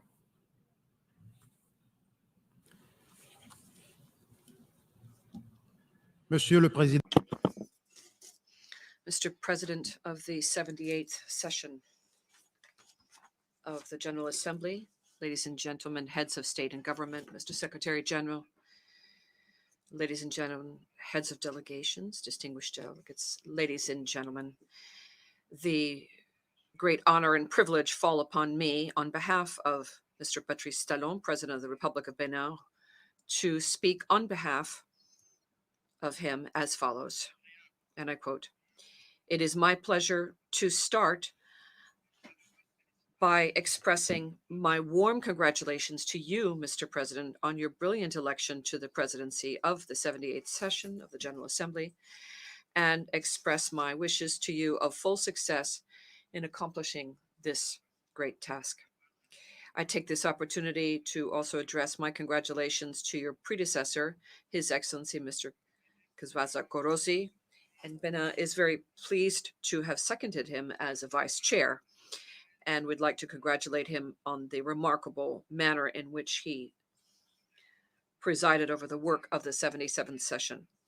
I could not conclude my initial remarks without thanking His Excellency Mr. Antonio Guterres, Secretary General of the United Nations, for his active and constant commitment to achieving the noble objectives of our common organization in the context of a number of pressing challenges today more than ever. Mr. President, here we are once again gathered in the context of the general debate, an annual meeting of the Community of Nations, not just to discuss burning issues of current affairs around the world, but especially to provide political orientation to make it possible to create a viable consensus as to the means of resolving these issues. Before I begin, I wish to address my warm greetings from my government and the Benin people as a whole. Benin is a nation that is attempting in an untirable manner to uncover to itself and for the entire world its potential, its advantages, and to fully play the score that is its score in the concert of nations in favor of a more united and prosperous humanity. Indeed, for more than 7 years now, Benin has methodically been implementing major reforms as set forth by 2 successive programs created by my government and order to achieve the SDGs. And efforts undertaken have thus brought us to a growth rate of beyond 4% in 2016, which it rose to 7.6% in 2019 and 2020. And to integrate, become a part of, through this growth, the middle income country group. These results strengthen our conviction that underdevelopment is not a fatality and not fated. In order to ensure economic growth and to ensure that we are able to seek social development, my government has undertaken a number of measures to eliminate poverty, strengthen human capital. Untiringly, we seek to improve the living conditions of our people through the achievement of flagship and implementation of flagship programs in action in the area of urbanization, sanitation in our cities, access to energy and potable water, as well as education, healthcare. All of this is taking place in a peaceful political environment with the successful organization last January of legislative elections that were free and transparent and strengthened the plurality of our national political landscape. Despite the many achievements of my country, we remained aware of the many challenges, economic challenges especially, that persist, as well as what is at stake socially, and the risks in terms of security given the sub-regional environment. Mr. President, Benin is located in West Africa and must grapple with a series of complex challenges and a complex dynamic, especially in the area of security and political stability. Indeed, it's no secret to anyone that politically speaking, the West African sub-region is in the grips of political instability and serious governance in a number of countries, given the combined effects of terrorism, violent extremism, and piracy. Resolving these problems requires international and sub-regional cooperation, as well as ongoing commitment to sustainable development and democracy. As a country of peace, Benin remains attached to the very ideals that prevailed at the creation of the Economic Community of West African States, ECOWAS, and at the sub-regional level, and at the level of the Organization of the United Nations, at the world level, and will endeavor to make its contribution to solving these problems, all of which require an international response which is coordinated, and a strengthening of cooperation at the planetary level. Mr. President, the topic that brings us together today, rebuilding trust and reigniting global solidarity, accelerating action on the 2030 Agenda and its sustainable development goals towards peace, prosperity, progress, and sustainability for all. This theme is in perfect keeping with the SDG 2030 Agenda and requires an assessment of our implementation of Agenda 2030 at this stage. In the very specific context of the world with a number of different crises, especially the alarming effects of climate change, the war in Ukraine and its consequences, political upheaval in a number of countries. With all of this in mind, we address this new session while humanity continues to face a number of complex challenges. Recent years have been particularly grueling for people around the world. Indeed, they have highlighted the fragility of our world in the context of globalization, the COVID-19 pandemic, and its ensuing consequences.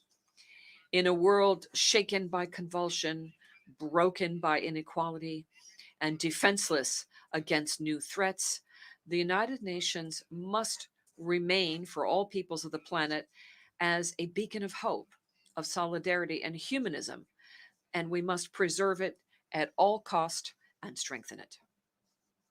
This theme returns us to our responsibility and commits us to once again renewing our faith in the ideals of the United Nations Charter. It reminds us of the urgency of collective action in order to find lasting and ideal solutions to the challenges of our time, the most pressing of which is achieving the SDGs between now and 2030. These challenges underscore more than ever the crucial role that needs to be played by multilateral institutions for our collective security and prosperity. Benin, therefore, supports all initiatives that will contribute to the strengthening and ambitious overhauling of world governance through appropriate reforms around three major pillars. First, overhauling the United Nations, which is our deepest wish, requires full recognition of the fact that our world has changed a great deal since 1945. And if we wish to uphold the promises of the Charter, United Nations governance needs to be reformed with a view to adapting the organization to the challenges of our times. This is the time then for my delegation to renew its support for the reform agenda proposed and launched by the Secretary General in the areas of security, development, human rights, and peace. Moreover, the acute crises shaking the world and geopolitical changes which have taken place since 1945 require a recalibration of the balance of power in the United Nations, especially at the Security Council. And in this regard, Benin advocates for effective and immediate reforms to be undertaken, geared to making this body more representative and more effective, especially through increasing the number of representatives on the council, be they permanent or non-permanent, in keeping with the African position as set forth by the El Zawini Consensus and the CERT Declaration. This overhaul should also take place at the level of the multilateral trade system, with more equitable trade rules in place that would govern the international environment in such a manner as to favor developing nations. Production and creation of value added, access to markets, and inclusion in all parts of the worldwide value chain. Finally, it requires overhaul of the world financial architecture in the current context. No one qualifies the financial great breakup or the world financial system. And it's difficult to juggle effectively juggle the impact of world crisis on southern countries in a way as to promote the proper development of the finance system and sustainable development. Halfway to the Sustainable Development Program and 2030, at this point, we need to increase our chances of achieving the Sustainable Development Goals that we set for ourselves. And this requires an approach that goes beyond the classical mechanisms of aid to development. And we need to move towards productive direct investment at the lowest levels and over longer terms, as long as possible. Ladies and gentlemen, excellencies, Mr. President, it's only with courageous reform that are supported by a political determination which is clear and affirmed that we will be able to effectively face the great modern challenges that require our organization to play on its credibility and national public opinion, even on the international scene, and leverage that. And these challenges include, inter alia, peace and security, including cybersecurity, democracy and human rights, access to water and energy in a sustainable manner which is respectful of the environment, health and education, fighting poverty and inequality, be they economic, social, or other, climate change, biodiversity and the environment, food security, migration, and many other items. These interconnected challenges require international cooperation. They require concerted action and innovative solutions to solve the problems of the modern world and to build a more sustainable and equitable future for all. Mr. President, ladies and gentlemen, the credibility of our organization will moreover be judged by our aptitude